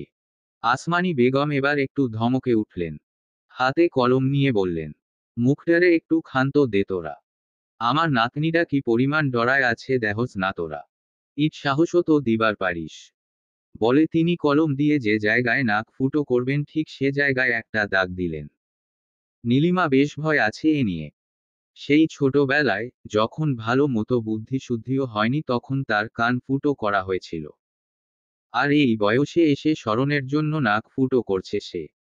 সামান্য ইনজেকশনে যে ব্যথায় চিৎকার দিয়ে উঠে, সে মেয়ে যে স্বেচ্ছায় নাক ফুটো করতে চাইছে এতেই অবাক হয়ে গিয়েছে মিলি বেগম ও নৌরিন। নীলিমাকে হাজারবার জিজ্ঞেস করেও মুখ দিয়ে বের করানো গেল না যে শরণের নোসপিন গিফট করাই সে নাক ফুটো করতে চাইছে। উল্টো সবাইকে বলেছে যে বিয়ের পর প্রত্যেক মেয়েরই নাক ফুটো থাকা উচিত। এজন্যই সে এই পদক্ষেপটা নিয়েছে। শরণ নীলিমার এ কাণ্ড শুনে অবাক হলো। সে ঘুণাক্ষরেও টের পায়নি মেয়েটা পরের দিন সকালে উঠে শুধুমাত্র তার জন্য নাক ফুটো করতে বসে যাবে। কি অদ্ভুত মেয়েটা! এই ভাবতে ভাবতে সে গিয়ে আসমানি বেগমের ঠিক পিছে দাঁড়ালো। আসমানি বেগম তখন মনোযোগ দিয়ে গরম শুয়ে সুতো পুড়ছেন। আর নীলিমা আতঙ্কিত চাহনিতে তা দেখছে। আগামী কয়েক মিনিটের মাঝে এই সুই যে তার নাকে গিয়ে কামড় বসাবে, তা ভাবতেই সমস্ত গা শিউরে উঠে তার। শরণ গিয়ে আসমানি বেগমের পিছে দাঁড়িয়ে নীলিমার দিকে চাইল। নীলিমাকে চোখের ইশারায় ভ্রুর নাচনে নীরবে শুধালো, এসব কি করছো নীলিমা? ব্যথা পাবে না? নীলিমা নিজের মাঝে ভয় ও আতঙ্ক নিয়েও শরণকে চোখের ইশারায় ভরসা দিল। কিচ্ছু হবে না আমার। নিজেকে আশ্বস্ত করার বদলে শরণকে আশ্বাস দিল নীলিমা। আর এরই মাঝে তার কাঁধ চেপে ধরলেন আসমানি বেগম। সুইটা নিয়ে গেলেন নীলিমার একদম নাকের কাছে। আকস্মাৎ সুই দেখে ভয়ে চোখ মুখ খিচে বন্ধ করল নীলিমা। চুপসে গিয়ে দিল এক চিৎকার। নাতনির আকস্মিক এই চিৎকারে আসমানি বেগম চমকে উঠলেন। মনে হলো এই বুঝি তার পরাণ পাখি এই উড়াল দিল বলে। নীলিমাকে ছেড়ে তিনি ভয়ে বুক চেপে বললেন, আল্লাহ আল্লাহ! এত জোর চিল্লাইতাছোস কেন? মাইরা ফেলাইবি নাকি আমারে? আসমানি বেগম ও নীলিমার এ কাণ্ডে উপস্থিত সকলে হেসে উঠল। ঠোঁট টিপে হাসল শরণও। তার এ হাসিতে অভিমানে ঠোঁট উল্টালো নীলিমা। মুহূর্তেই হাসি চেপে ধরল শরণ। ঠোঁটে আঙুল ঠেকিয়ে নীলিমাকে দেখালো সে হাসি বন্ধ রেখেছে। লিলি বেগম এবার বললেন, নাকে হাত দেওয়ার আগেই অত জোরে চিল্লালি কেন রে নীলু? এত ভয় পেলে নাক ফুটো করা বাদ রাখো। নীলিমা সাথে সাথে সাহসী গলায় বলে বসল, না না খালামনি, আমি নাক ফুটো করব। এভাবে শুই দেখলে একটু ভয় তো লাগবেই তাই না? দেখ, আবারও চিন্তা কর। এখনো কিছু হয়নি কিন্তু। আর শরণ, কেমন স্বামী রে তুই? বউ নাক ফুটো করছে, কষ্ট সহ্য করছে, আর তুই কি না একটু সাহসও জোগাতে পারছিস না? কেমন স্বামীর জাত তুই? শরণের সপক্ষের সাফাই গাইবার আগেই নৌরিন তার পক্ষে সাফাই গেয়ে বলল, কি বলো খালামনি? শরণ কি সাধেই নানির পিছনে দাঁড়িয়ে আছে। ওখানে দাঁড়িয়ে চোখের ইশারায় দুজন কথা বলছে। চোখে মনে হয় কম দেখো তুমি। এই কথোপকথন আরেকটু যাবার আগেই আসমানি বেগম তাতে বিরামচিহ্ন বসালেন। অকপট ক্রোধ দেখিয়ে বললেন, তোগোর প্রেম প্রীতির কিচ্ছা এখন পানিত ফেল। কাজ করবার দে আমারে। বলে তিনি ফের নীলিমাকে চেপে ধরলেন। এতক্ষণ শরণের সামনে সাহসিকতার পরিচয় দিলেও নীলিমা আবারও ভয়ে চুপসে এলো এবং এ ভয়ের অনুভূতির কোনো রাখঢাক রইল না এবার। আসমানি বেগম যতবার সুই নিয়ে এগিয়ে আসছেন, নীলিমা ততবার হাত ঠেকিয়ে বলছে একটু সময় দিতে। দুজনের এই ঠেলাঠেলিতে মিলি বেগম এবার চরম বিরক্ত হয়ে মেয়ের মাথায় একটা গাঁটটা মেরে বললেন, নাক ফুটো করলে কর। অত ঢং করিস কেন? মানুষের কি আর কাজ কাম নেই? আম্মা তুমি দাও তো সুচ ঢুকিয়ে। ওর এই নাটক সারাদিনই চলতে থাকবে। নাজমা বেগম ছেলের বউকে সাহস জোগালেন। বললেন, তোর শখ করছে নাক ফুটানোর। একটু তো ব্যথা সহ্যই করতে হবে তাই না? দাঁতে দাঁত চেপে হাতের মুঠো শক্ত করে রাখবি। ব্যথা কম মনে হবে তখন। যত দেরি করবি ততই মনে হবে ব্যথা বাড়ছে। তাই দেরি করিস না মা। জলদি কাজ করতে দে। তোকে সাহস দেওয়ার জন্যই আমরা এখানে আসছি। আমাদেরও তো কাজ আছে, তাই না? বলেই তিনি খানিক এগিয়ে এসে ছেলের বাহুতে চাপড় মেরে বললেন, আর তুই সার্কাস দেখার জন্য দাঁড়িয়ে আছিস এখানে? খুব তো কাল বিয়ে করলি, আর আজ বউয়ের কঠিন সময়ও একটু পাশে থাকতে পারিস না। নির্লজ্জ স্বামী একটা। শরণ ফ্যালফ্যাল করে চেয়ে রইল মায়ের দিকে। বলল, আমি কি করলাম আবার? আমি তো এখানে দাঁড়িয়েই আছি। শুধু দাঁড়িয়েই থাক। নাটক দেখতে আসছিস এখানে? নীলিমার সামনে গিয়ে দাঁড়া। এখনো যদি এসব শিখিয়ে দিতে হয় তাহলে বিয়ে করলি কেন? শরণ প্রত্যুত্তর করল না। চাচি, ফুপু, এমনকি নতুন বউয়ের সামনে তার ইজ্জতের দফারফা করে ছেড়েছে তার মা। এমন অপমান কি সহ্য করা যায়? শরণ এগিয়ে নীলিমার পাশে দাঁড়ালো। নীলিমা বড় বড় শ্বাস টেনে বুকে সাহস জোগালো। আসমানি বেগমকে ফের এগিয়ে আসতে দেখে খিচে চোখ বন্ধ করল। মুহূর্তেই দাঁতে দাঁত চেপে হাত মুঠো করল। বদ্ধ চোখে অনুভব করল শরণ তার ডান হাত ধরেছে। একটু আশ্বস্ত হলো সে। অতঃপর আসমানি বেগম বিসমিল্লাহ বলে নীলিমার নাকে সুই ফোটালো। মুহূর্তেই সজোরে চিৎকার দিয়ে শরণের হাতটা খামচে ধরল সে। একদিকে নীলিমা নাকের ব্যথার চিৎকার দিল, অন্যদিকে নীলিমার নখের আছড়ে হাতের চাপে চিৎকার দিল শরণ। দিনে দুপুরে নব দম্পতির এই চিৎকারে মাথায় হাত উঠল সকলের। শরণ তার রুমে বসে হাতে মলম লাগাচ্ছে, আর কটমট দৃষ্টিতে নীলিমার দিকে তাকাচ্ছে। নীলিমার নখের আছড়ে তার হাতের চামড়া ছিলে গিয়েছে বেশ খানিকটা। সেখানেই জ্বালাপোড়া করছে, ছোপ ছোপ রক্ত বের হচ্ছে। চিনচিনে ব্যথায় হাতটা বারবার কুঁকড়ে আসছে তার। নীলিমা একটু দয়াবশত নিজ হাতে মলম লাগিয়ে দিতে চেয়েছিল, কিন্তু শরণ আতঙ্কিত গলায় তখন বলেছিল, একদম ছোবে না আমাকে। এটা মেয়ে মানুষ নাকি কোনো জংলি নখ? এত বড় নখকে রাখে শুনি? আরেকটু হলে আমার হাতের ইন্নালিল্লাহ হয়ে যেত। নীলিমা চুপচাপ দাঁড়িয়ে শরণের মলম লাগানো দেখছে। তার একটু খারাপ লাগছে অবশ্য, কিন্তু এই খারাপ লাগাকে ছাপিয়ে তার এক ধরনের পৈশাচিক আনন্দ হচ্ছে।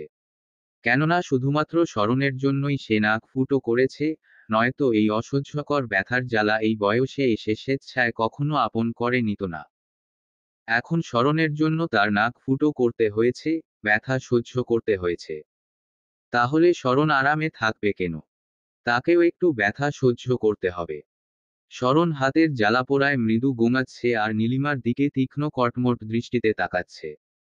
নীলিমা এবার ভ্রু কুঁচকে খানিক তেজিয়ান গলায় বলল, অমন করে তাকাচ্ছেন কেন শুধু? দোষ কি আমার? আমি কি আপনাকে হাত এগিয়ে দিতে বলেছিলাম? বলিনি তো।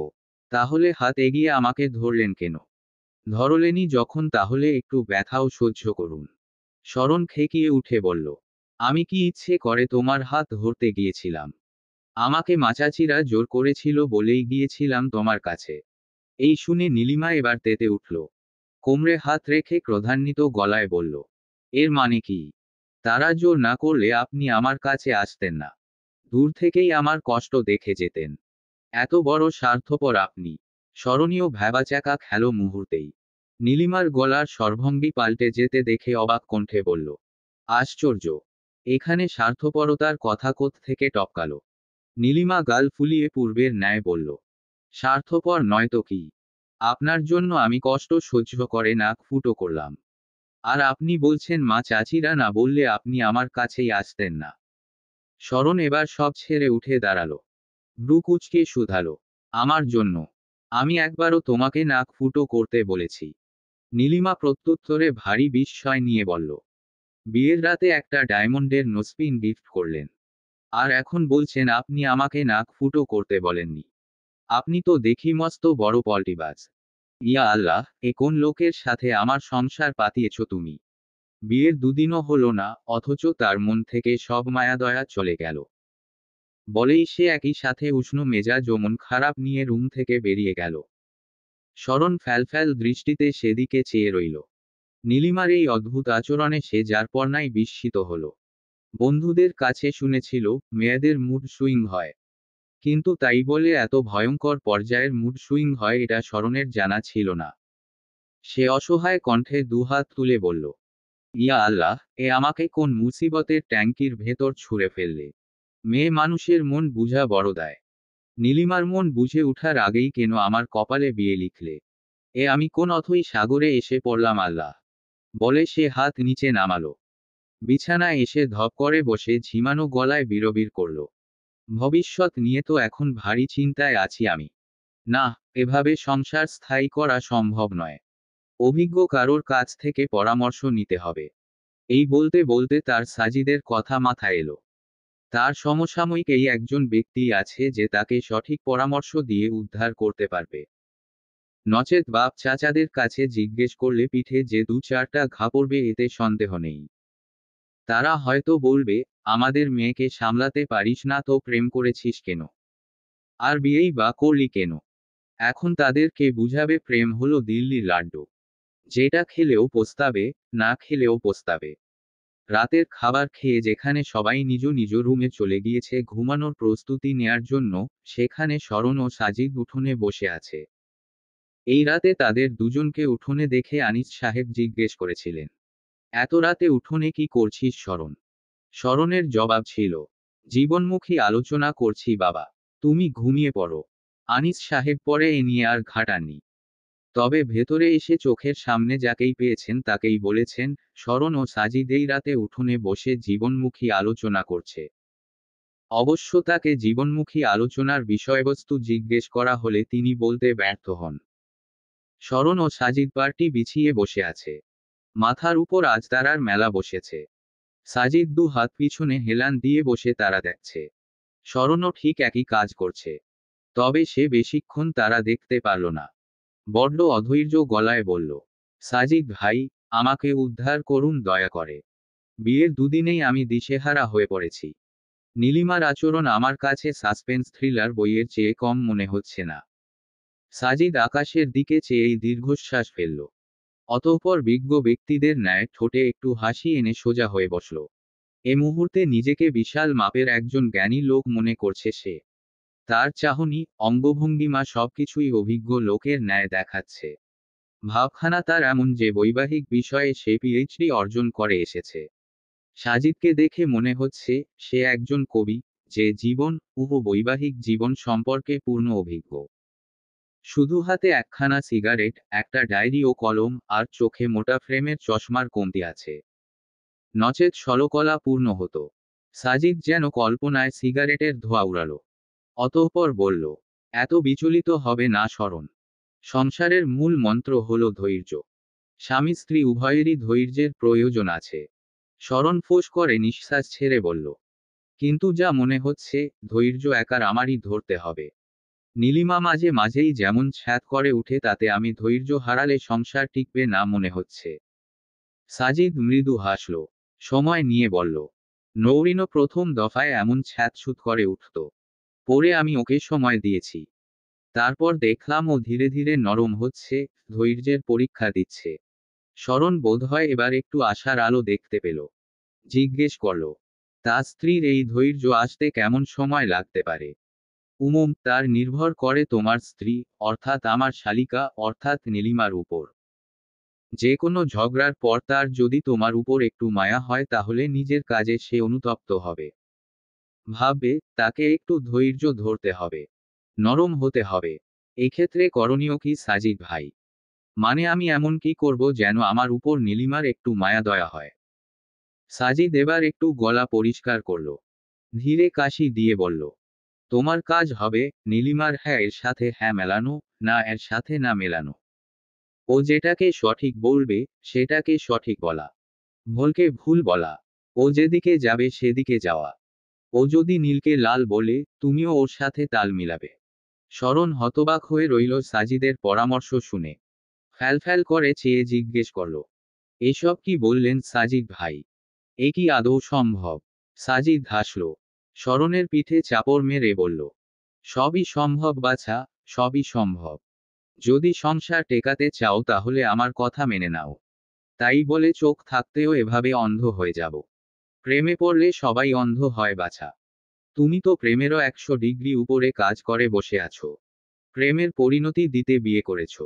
আর সেখানে তুমি এসব মানতে চাও না। আচ্ছা, তোমার ইচ্ছে কি? নীলিমাকে ছেড়ে দেয়া? বিয়ে ভেঙে দেয়া? না না, আস্তাগফিরুল্লাহ, কি বলছেন সাজিদ ভাই? গতকালই তো মাত্র বিয়ে হলো। আজই যদি এসব বলেন তাহলে তাহলে আর কি? সবকিছু স্মুদলি চাইলে এটুকু স্যাক্রিফাইস করতেই হবে। না হয় রোজ রোজ সংসারে অশান্তি লেগে থাকবে। শরণ হাল ছেড়ে দিল। বুক চিরে তার দীর্ঘশ্বাস বেরিয়ে এলো।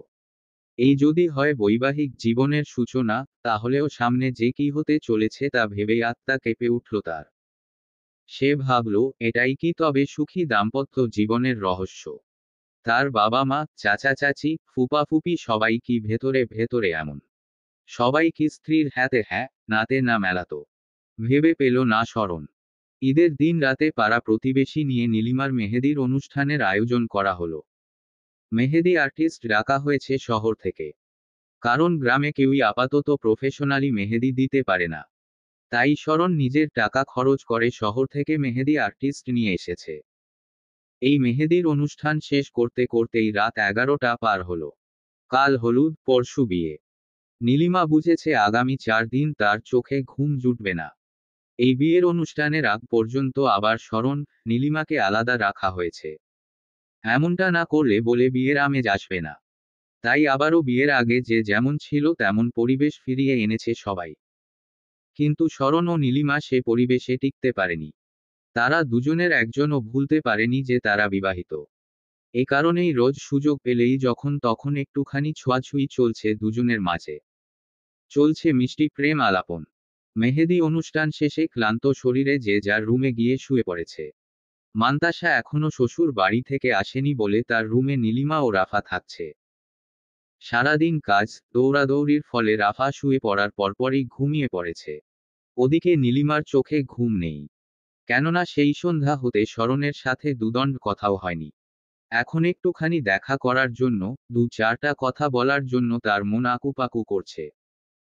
কিন্তু দুহাতে মেহেদি থাকার ফলে সে না পারছে ফোন করতে, না পারছে দরজা খুলে বাইরে বের হতে। সে বিছানায় শুয়ে ছটফট করছে। এর মাঝে হঠাৎ জানালায় ক্ষীণ শব্দের ঠুকঠুক আওয়াজ এলো তার কানে। বুঝতে বাকি রইল না এটা শরণ করছে।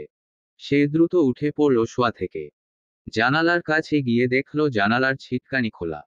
একটুখানি ভিজিয়ে রাখা সুতো। সে এপাশে থেকে বাহু বাড়িয়ে জানালায় আলতো ধাক্কা দিতেই জানালা খুলে গেল। জানালা খুলতেই শরণের ব্যাকুল হাসি দেখে তার অস্থির হৃদয় স্থির হল। মন আঙিনায় এক রাশ শীতল হাওয়া খেলে গেল মুহূর্তেই। বিনিময়ে সেও মুচকি হেসে বলল, এতক্ষণে এসেছেন তবে? হম। চলে এলাম তোমার টানে। নীলিমা ক্ষীণ অভিমানী সুরে বলল, এসেছেন কেন শুনি? না এলেই পারতেন। শরণ এবার প্রগাঢ় গলায় বলল, আজ আমি লুটপাট চালাতে এসেছি আমি। নীলিমা এই কথার অর্থ বুঝতে পেরে লাজুক স্বরে বলল, লুট করে নেয়ার মতো কিছুই নেই এখানে। ব্যর্থ চেষ্টা চালাতে এসেছেন। শরণও পাল্টা জবাবে ঈষৎ বক্র হেসে বলল, কেন? এই যে আছে। আমার সামনেই দাঁড়িয়ে আছে সে। আজ তোমাকে লুট করে নিয়ে যাব বউজান। শরণ ও নীলিমার প্রেমময় আলাপে ঘুম ভাঙল রাফার। অন্ধকারে আধো আধো চোখে সে দেখল নীলিমা জানালা ঘিরে দাঁড়িয়ে আছে। সে ঘুম জড়ানো গলায় নীলিমাকে জিজ্ঞেস করল, কি রে নীলু? এত রাতে জানালার ধারে দাঁড়িয়ে কি করিস? নীলিমা ঘাবড়ে গেল। চোখে মুখে তার মৃদু আতঙ্কের ছাপ স্পষ্ট দেখা গেল। ভীত গলায় আমতা আমতা করে বলল, একটু ঠান্ডা হাওয়া খাই। ঘুমাবি না? কালকে তোর হলুদ। ঘুমাবো। তুই ঘুমা। আসছি আমি। আয় তাড়াতাড়ি। বলে সে অপর পাশ ফিরে ফের ঘুমিয়ে পড়ল। তা দেখে স্বস্তির নিঃশ্বাস ফেলল নীলিমা। শরণ এতক্ষণ নীরবে দাঁড়িয়ে নীলিমার এ কাণ্ডকারখানা দেখছিল আর মুচকি মুচকি হাসছিল। মেয়েটা বেমালুম ভুলে বসেছে যে সে বিবাহিত এবং তার সদ্য বিবাহিত স্বামী তার সামনেই দাঁড়িয়ে আছে। এটা লুকানোর কোনো বিষয় নয়। তবুও নীলিমা লুকাচ্ছে। কেন লুকাচ্ছে জানে না শরণ। হয়তো সে এখনো মনে প্রাণে বিশ্বাস করে সে সিঙ্গেল। শরণ হাসল। জিজ্ঞেস করল, তুমি কি এখনো নিজেকে সিঙ্গেল দাবি করো নীলিমা? নীলিমা নিজেকে সামলে নিয়ে শরণের দিকে চাইতেন এহেন প্রশ্নের সম্মুখীন হল। দ্বিধাগ্রস্ত চাহনিতে চেয়ে কিঞ্চিত অবাক কণ্ঠে শুধালো, মানে? নিজেকে সিঙ্গেল দাবি করব কেন? সিঙ্গেল দাবি না করলে রাফার কাছ থেকে এভাবে লুকাচ্ছ কেন আমাকে? আমাদের যে বিয়ে হয়েছে, ভুলে গিয়েছ নাকি? নীলিমার বেকুব বনে গেল। সত্যিই তো। সে রাফার থেকে লুকাচ্ছিল কেন? এমন তো নয় যে তারা আড়ালে প্রেম করছে। দুজনের বিয়ে হয়েছে পরিবারের সম্মতিতেই। হাসল নীলিমা। বলল, আসলে আমার সাবকনশ্বাস মাইন্ডে এখনো আমি পিওর সিঙ্গেল আছি। আমি যে বিবাহিত এটা মেনে নিতে একটু সময় প্রয়োজন। তাহলে আমিও কি সাবকনশ্বাস মাইন্ডে নিজেকে সিঙ্গেল দাবি করব? কেননা আমার সাবকনশ্বাস মাইন্ড কি কনশ্বাস, আনুকনশ্বাস সব মাইন্ডই বিশ্বাস করে আমি বিবাহিত। আমার বিবাহিত স্ত্রীর নাম নীলিমা। নীলিমা লাজুক হাসল। আপনমনে শরণের প্রতি অভিযোগ জানালো, এত লজ্জা দেওয়ার জন্য। কিন্তু শরণকে কিছু বলল না। ছেলেটার ভরসা নেই। এ কথা শুনে যদি আবারও লজ্জা দিয়ে বসে তবে। শরণ ও নীলিমার এই লুকোচুরি প্রেমালাপ চলল আরও কিছুক্ষণ। অতঃপর একে অপরকে বিদায় জানিয়ে ঘুমাতে চলে গেল দুজনেই। সকালে শরণ ও নীলিমাকে বাড়ির সব মহিলাগণ ও পাড়ার মহিলাগণ মিলে হলুদ গোসল করিয়েছে। এ অনুষ্ঠানেও সবার কি ছোটাছুটি। কে কাকে আগে ভিজাবে, কে কাকে একটুখানি হলুদ লাগিয়ে পালাবে, এরই প্রতিযোগিতা চলছিল যেন। সন্ধে হতে না হতেই হলুদ ও ক্ষীর খাওয়ানোর প্রধান অনুষ্ঠান শুরু হলো। শরণ ও নীলিমাকে একই স্টেজে পাশাপাশি বসানো হলো। দুজনের পরনেই হলুদ রঙের পোশাক। একই বাড়ির দুজন মামাতো ফুপাতো ভাইবোনের বিয়ে হচ্ছে বলে আশেপাশের লোকজনের আগ্রহের কমতি নেই। কেননা কাজিন বিয়ে শেখ পরিবারে, এমনকি আশেপাশের কয়েকটা বাড়ির মধ্যেই এই প্রথম। তাই সকলে যেমন খুশিও হচ্ছে, তেমনই অবাকও হচ্ছে। আবার অন্যদিকে চলছে শরণ নীলিমা জুটির প্রশংসা। দুজনকে একে অপরের সাথে কতটা মানায় এ নিয়েও চলছে আলোচনা। একে একে এসে সবাই শরণ ও নীলিমার গালে আলতো হলুদ ছোঁয়া দিয়ে যাচ্ছে ও সাথে এক টুকরো মিষ্টি খাইয়ে দিচ্ছে। এভাবেই শেষ হলো দুজনের হলুদ অনুষ্ঠান। কাল রিসেপশন বলে শরণ ও নীলিমাকে আগেভাগেই রুমে পাঠানো হলো। যেন দ্রুত ফ্রেশ হয়ে ঘুমিয়ে পড়তে পারে তারা। হলুদের অনুষ্ঠানের খাওয়া দাওয়া চলছে উঠোনে। বাড়ির ভেতরে কেউই নেই আপাতত, বাহাদুর শেখ ও আসমানি বেগম বাদে।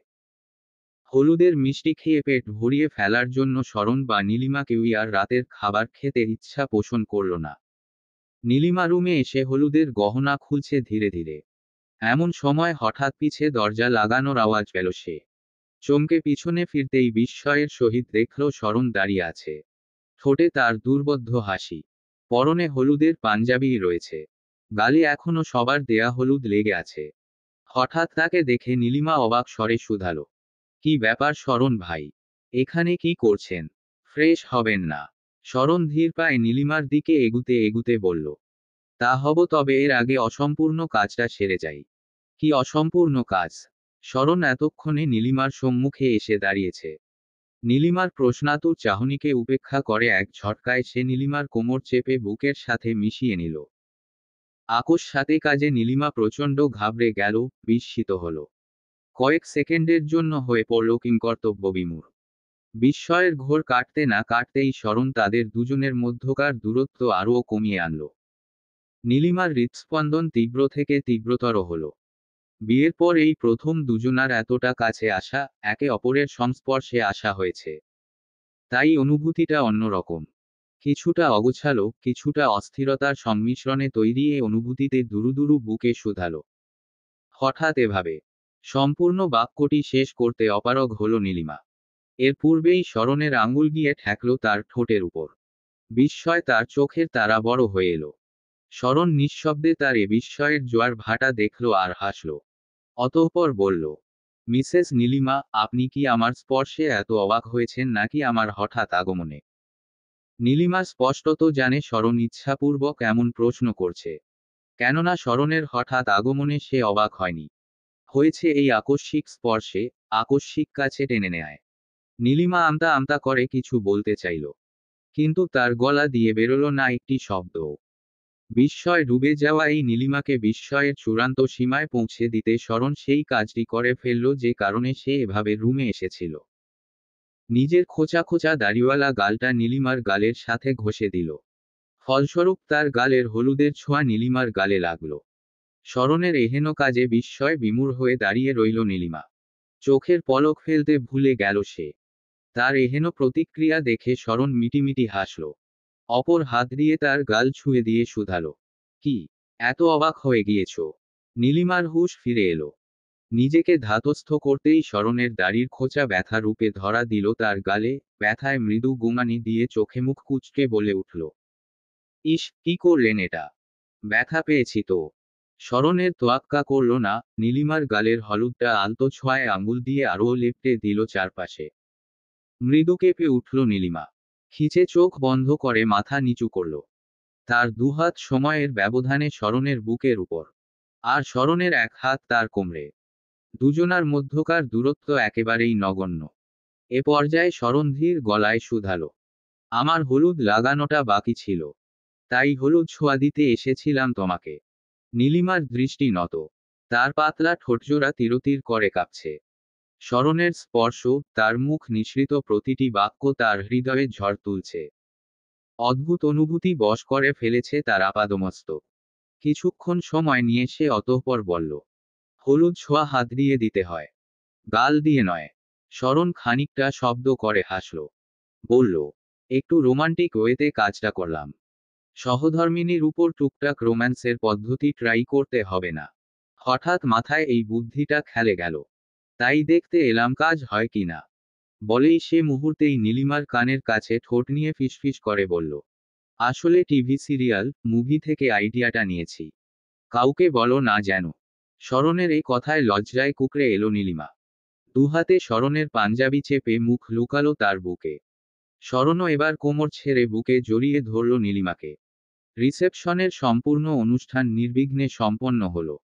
এ বিয়ের অনুষ্ঠানের সূচনা হতে সমাপ্তি অবধি সর্বাধিক খুশি ছিলেন বাহাদুর শেখ। প্রতিটি অনুষ্ঠানে কিছুক্ষণের জন্য তাকে হুইলচেয়ারে করে সবার মাঝে আনা হয়েছিল। ছেলে মেয়ে, নাতি নাতনির খুশি দেখে তিনি আবেগে আপ্লুত হয়েছিলেন। চোখের কোণে জমেছিল পানি। রিসেপশনের পরে শরণ ও নীলিমাকে দুহাত ভরে দোয়া দিয়ে বাসর ঘরে পাঠান তিনি। নাতি নাতনির এ আবেগঘন মুহূর্তে তিনি হু হু করে কেঁদে উঠেন। হাসিখুশি মহলটুকু কিছুক্ষণের জন্য ভারী হয়ে ওঠে। বাহাদুর শেখ ও আসমানি বেগম পাশাপাশি শুয়ে আছেন। ঘুমানোর প্রস্তুতি নিচ্ছেন তারা। এতদিন পর আজ হঠাৎ আসমানি বেগমের বুকটা শূন্য শূন্য লাগছে। বোধ হচ্ছে জীবন থেকে বড় কিছু হারিয়ে ফেলেছেন তিনি। শুধুমাত্র বিয়ের পরিবেশ নষ্ট করতে চাননি বলে নিজের ভেতরকার এই অস্থিরতাটুকু চাপিয়ে রাখেন। এমনকি এখনো বাহাদুর শেখকে বলেননি তিনি। বাহাদুর শেখ আসমানি বেগমের এক হাত নিজের বুকের উপর রেখে দু হাত দিয়ে চেপে ধরেন। সময় নিয়ে দীর্ঘশ্বাস ফেলে বলেন, বহুতকাল পর এহান্ডায় শান্তি শান্তি লাগতেছে দিল। মনে হইতাছে বড় একটা বুঝা হইতে আল্লাহ আমারে মুক্তি দিছে। আমার নাতি নাতনিরে বিয়াডা যে দেখবার পারছি, এইটাই আল্লাহর কাছে বারবার শুকরিয়া আদায় করি বুঝছো। শরণ নীলিমার পুরা বিয়াডা দেখার জন্যই আল্লাহ আমারে এতদিন বাঁচায় রাখছে। এখন আমি শান্তিতে মরতে পারমু। আসমানি বেগমের বুক কেঁপে উঠল। বৃদ্ধ বয়সে এসেও স্বামীর প্রতি তার ভালোবাসা বিন্দু পরিমাণও কমেনি। এজন্য এখনো তাকে হারানোর চিন্তা মাথায় এলেই বিচলিত হয়ে পড়েন তিনি। এবারও তার ব্যতিক্রম হয়নি। আসমানি বেগম কপট রাগ দেখিয়ে বললেন, ভালো কথা কও ইটু ফটা। এত মরা মরা করো কেন? আমার লোগে থাকতে ভাল লাগে না তোমার? না লাগলে কও, আমি মইরা যাইতেছি। ফুরবল হাসলেন বাহাদুর শেখ। আজকাল হাসতে গেলেও মনে হয় শরীরের সমস্ত শক্তি লেগে যাবে, নিভে যাবে জীবন কাঠি। স্ত্রীকে প্রত্যুত্তরে বলেন, তোমার লগেই তো এতটা বছর কাটাইলাম দিল। তুমি মইরা গেলে আমিও অক্ষণে মইরা যামু। কারণ তুমি যে আমার দিল। কোনো মানুষ কি দিল ছাড়া বাঁচে কও? আসমানি বেগম ভেতরকার অস্থিরতাটুকু ঢেকে বলেন, বহুত কথা কইছ, এখন একটু ঘুমাও তুমি। বাহাদুর শেখের প্রত্যুত্তর করলেন না।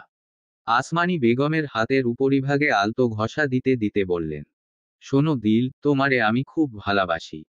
এই যৌবনকাল হইতে এই বুইরা বয়স পর্যন্ত তোমারে কিছু না ভাইবাই ভালোবাসি গেছি। আল্লাহর কাছে আমি প্রতি মুনাজাতে দোয়া করছি যেন জান্নাতে তোমারে আমার বউ বানায়, আর অন্য কাউরে না। আমি মইরা গেলে তুমিও এই দোয়াই করো জানি জান্নাতে আমাগো সাক্ষাৎ হয়। আসমানি বেগম আর কিছুই বলতে পারলেন না। দু চোখ উপচে নোনাজল গড়িয়ে পড়ল তার। ঠিক ভোরেই ফজরের আজান পড়তে না পড়তেই ইন্তেকাল করেন বাহাদুর শেখ। নিজের দিলকে একা করে রেখে যান বিশাল এ পৃথিবীতে। বিয়ের আমেজে উচ্ছ্বসিত তরতাজা প্রাণগুলো সকাল হতে না হতেই মূর্ছা গেল। বাহাদুর শেখের নীরবে মৃত্যুতে শোকের ছায়া নেমে এলো শেখ বাড়িতে। আসমানি বেগম নিশ্চল নীরব হয়ে বসে আছে ডাইনিং এর ঠিক মধ্যখানে। এখানেই দেয়ালের সাথে ঘেঁষে রাখা হয়েছে বাহাদুর শেখের খাটিয়া। আসমানি বেগম সেদিকেই শূন্য দৃষ্টিতে চেয়ে বসে আছেন। তার চোখে নেই এক ফোঁটা জল। হঠাৎ ধাক্কায় তিনি যেন কাঁদতে ভুলে গিয়েছেন। এখন বুঝতে পারছেন গতকালের সেই অস্থিরতার কারণ, কিছু হারানোর অদ্ভুত এক অনুভূতি। বাহাদুর শেখের দু মেয়ে, ছেলে, ছেলের বউ, নাতি নাতনি শোকে আচ্ছন্ন হয়ে আছে। মিলি বেগম ও লিলি বেগম ফুপিয়ে ফুপিয়ে কাঁদছেন। এদিকে নীলিমা ও শরণের অবস্থা আরও করুণ। নীলিমা এখনো বিশ্বাস করতে পারছে না তার নানা আর এ পৃথিবীতে নেই। সেদিন বিয়ের পর মনে হয়েছিল তার নানার যাত্রা বোধহয় আরও লম্বা হবে, তাদের সাথে আরও সময় কাটাবে। কিন্তু এ যাত্রার সময়সীমা যে একেবারেই সেই সীমিত তা জানত না কেউ। কাঁদতে কাঁদতে নীলিমার অবস্থা করুণ, তাকে সামলানোর মতো অবস্থায় নেই মিলি বেগম। তাই শরণকে এ দায়িত্ব নিতে হয়েছে। তার নিজেরও অবস্থা খুব একটা ভালো না, তাই নীলিমাকে সামলানো দুষ্কর হয়ে যাচ্ছে। বাদ জোহর গ্রামের মসজিদে বাহাদুর শেখের জানাজা অনুষ্ঠিত হবে, আর শেখ বাড়ি হতে 2 মিনিটের দূরত্বে অবস্থিত পারিবারিক কবরস্থানে তাকে দাফন করা হবে। আসমানি বেগম পুরোটা সময় নীরবে অশ্রু বিসর্জন দিলেন। কিন্তু তার দু মেয়ে মিলি ও লিলি বেগম বাবা হারানোর শোকে পাগল প্রায় হয়ে উঠলেন। বাহাদুর শেখের খাটিয়া উঠানোর সময় মিলি বেগম চিৎকার করে কাঁদতে শুরু করলেন। তিনি কিছুতেই বাবার লাশের ও খাটিয়া নিয়ে যেতে দিবে না।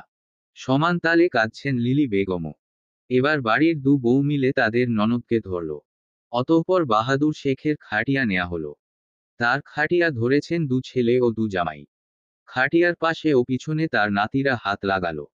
এভাবেই শেখ বাড়ি হতে বিদায় নিলেন শেখ বাড়ির নির্মাণকর্তা বাহাদুর শেখ। বাহাদুর শেখ মারা গিয়েছেন আজ দুদিন হলো।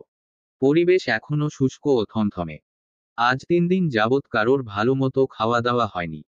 গতকাল থেকে বাড়িতে রান্না হচ্ছে ঠিকই, কিন্তু খাচ্ছে না কেউ। আসমানি বেগম এখন সারাদিন রুমেই পড়ে আছেন। সব সময় বিছানায় শুয়ে থাকেন। কখনো বাহাদুর শেখের বালিশে মাথা রেখে ঘুমান, কখনো বা সেই বালিশ হাতে আগলে ঘুমান। আগের তুলনায় একদমই চুপচাপ হয়ে গিয়েছেন তিনি। মিলি বেগম ও লিলি বেগম মায়ের এই নীরবতার সহ্য না করতে না পেরে কথা বলার বেশ চেষ্টা করেছেন। কিন্তু আসমানি বেগম ছেলে, মেয়ে, নাতি, নাতনি কারোর সাথেই প্রয়োজনের অতিরিক্ত কোনো কথাই বলছেন না। এ নিয়ে মিলি ও লিলি বেগমের মাঝে বেশ উদ্বিগ্নতার সৃষ্টি হয়। পরে এ নিয়ে তাদের দু ভাই বুঝিয়েছে অবশ্য। বলেছেন, মাকে একটু সময় দিতে, যেন তিনি বাবার মৃত্যুর ব্যাপারটা ঠিকমতো মেনে নিতে পারেন। শরণ অফিস থেকে আরও 5 দিনের ছুটি নিয়েছে। প্রথমত বিয়ের জন্য সে 3 দিন অতিরিক্ত ছুটি নিয়েছিল। পরে দাদা মারা যাবার জন্য ছুটি নিয়েছে আরও 2 দিন। বিয়ের জন্য অতিরিক্ত ছুটি নেওয়া হলেও তা উপভোগ করতে পারেনি শরণ ও নীলিমা। বাহাদুর শেখ মারা যাবার পর হতে দুজনের মধ্যকার সেই জৌলুস, নবদম্পতির যে আলাদা আচরণ বা ভাব থাকে তা দেখা যায়নি। কারণ দুজনেই তাদের সবচেয়ে সম্মানের ও ভালোবাসার মানুষ হারিয়েছে, যে তাদের এ বিয়ের মূল হর্তাকর্তা ছিলেন।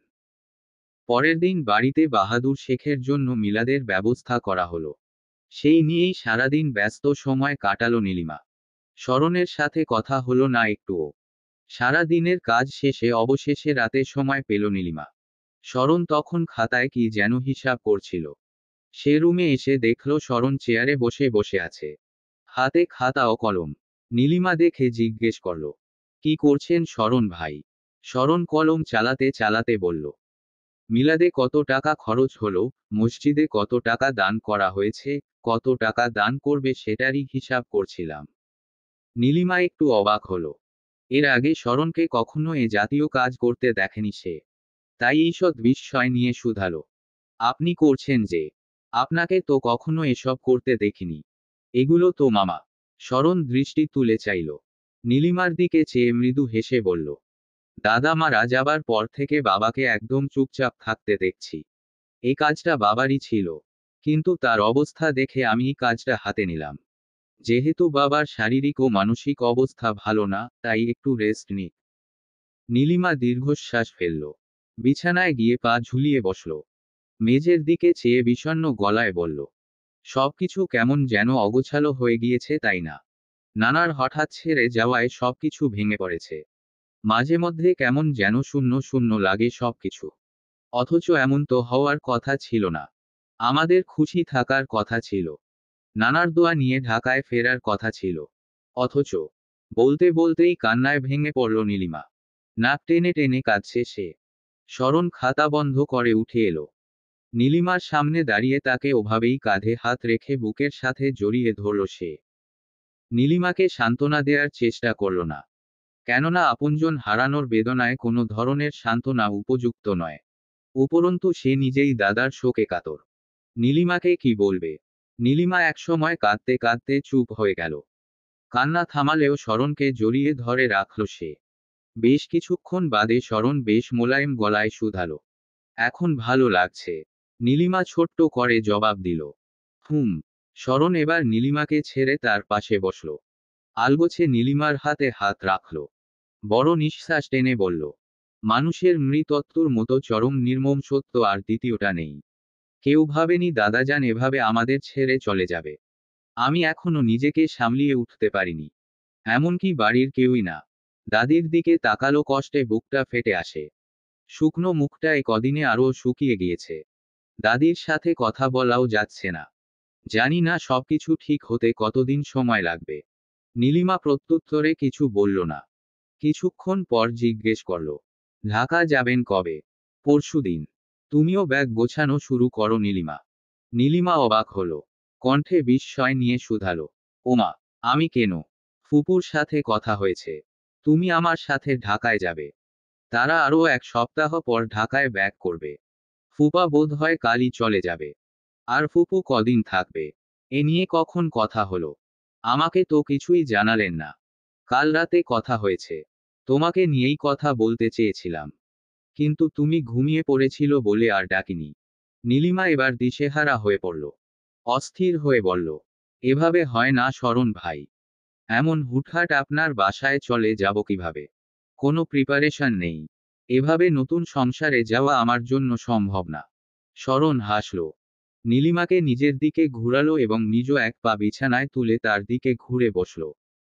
অতঃপর বলল, এই যে নীলিমা নামের নতুন বউটি, বাই এনি চান্স আপনি কি ভুলে গিয়েছেন যে আপনি আমার সদ্য বিবাহিতা স্ত্রী?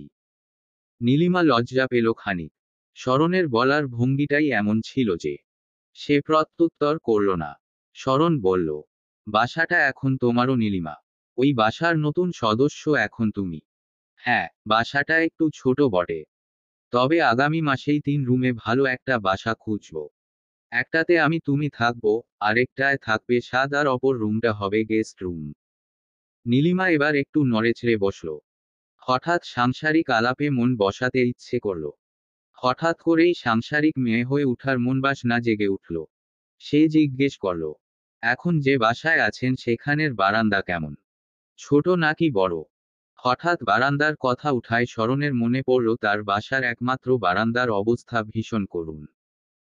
সুন্দর বারান্দাটার এক পাশ পুরোটাই দখল করে অব্যবহৃত জিনিসপত্রগুলো। ওপাশটা ছোটখাটো একটা জঞ্জালে পরিণত হয়েছে। শরণ শুকনো একটা ঢোক গিলল। নিজের অগোছালো আচরণ লুকিয়ে হাসি মুখে বলল, খুব বেশি বড় না, ছোট। বুঝই তো, ব্যাচেলর দেখে বাসা ভাড়া নিয়েছিলাম। নীলিমার একটু আফসোস হলো। আবদার করল শরণকে, শুনুন তবে, আমার একটা বড় ব্যালকনির বাসা চাই। যেখানে বসলে বিনা বাধায় নীল সাদা আকাশ দেখা যাবে। যেখানে বসে আমি প্রতিদিন বিকালে 1 কাপ চা খেতে পারবো। যেখানে আমি গাছ লাগাতে পারবো। যেখানে আমি অলস দুপুরে সময় কাটাতে পারবো। এমন একটা বারান্দা চাই আমার। আর কিছু? নীলিমা ভাবল। কিছুই না পেয়ে বলল, আপাতত এটুকুই ডিমান্ড। পরে মনে পড়লে আপনাকে জানাবো। শরণ হাসল। নীলিমাকে কাছে টেনে গভীরভাবে জড়িয়ে ধরল। নীলিমাও তাকে বিপরীতে জড়িয়ে ধরল। অতঃপর নিঃশব্দে কেটে গেল নবদম্পতির একান্ত কিছু মুহূর্ত। শেখ বাড়ির সকলে একত্রে সকালের নাস্তা করছে। বরাবরের মতোই ডাইনিং টেবিল ও মেঝেতে বসে সবার খাবার পর্ব চলছে। আজ দুপুরের পর লিলি বেগম সপরিবারে বাসায় ফিরবেন। ইমাদও একা ঢাকায় ফিরবেন।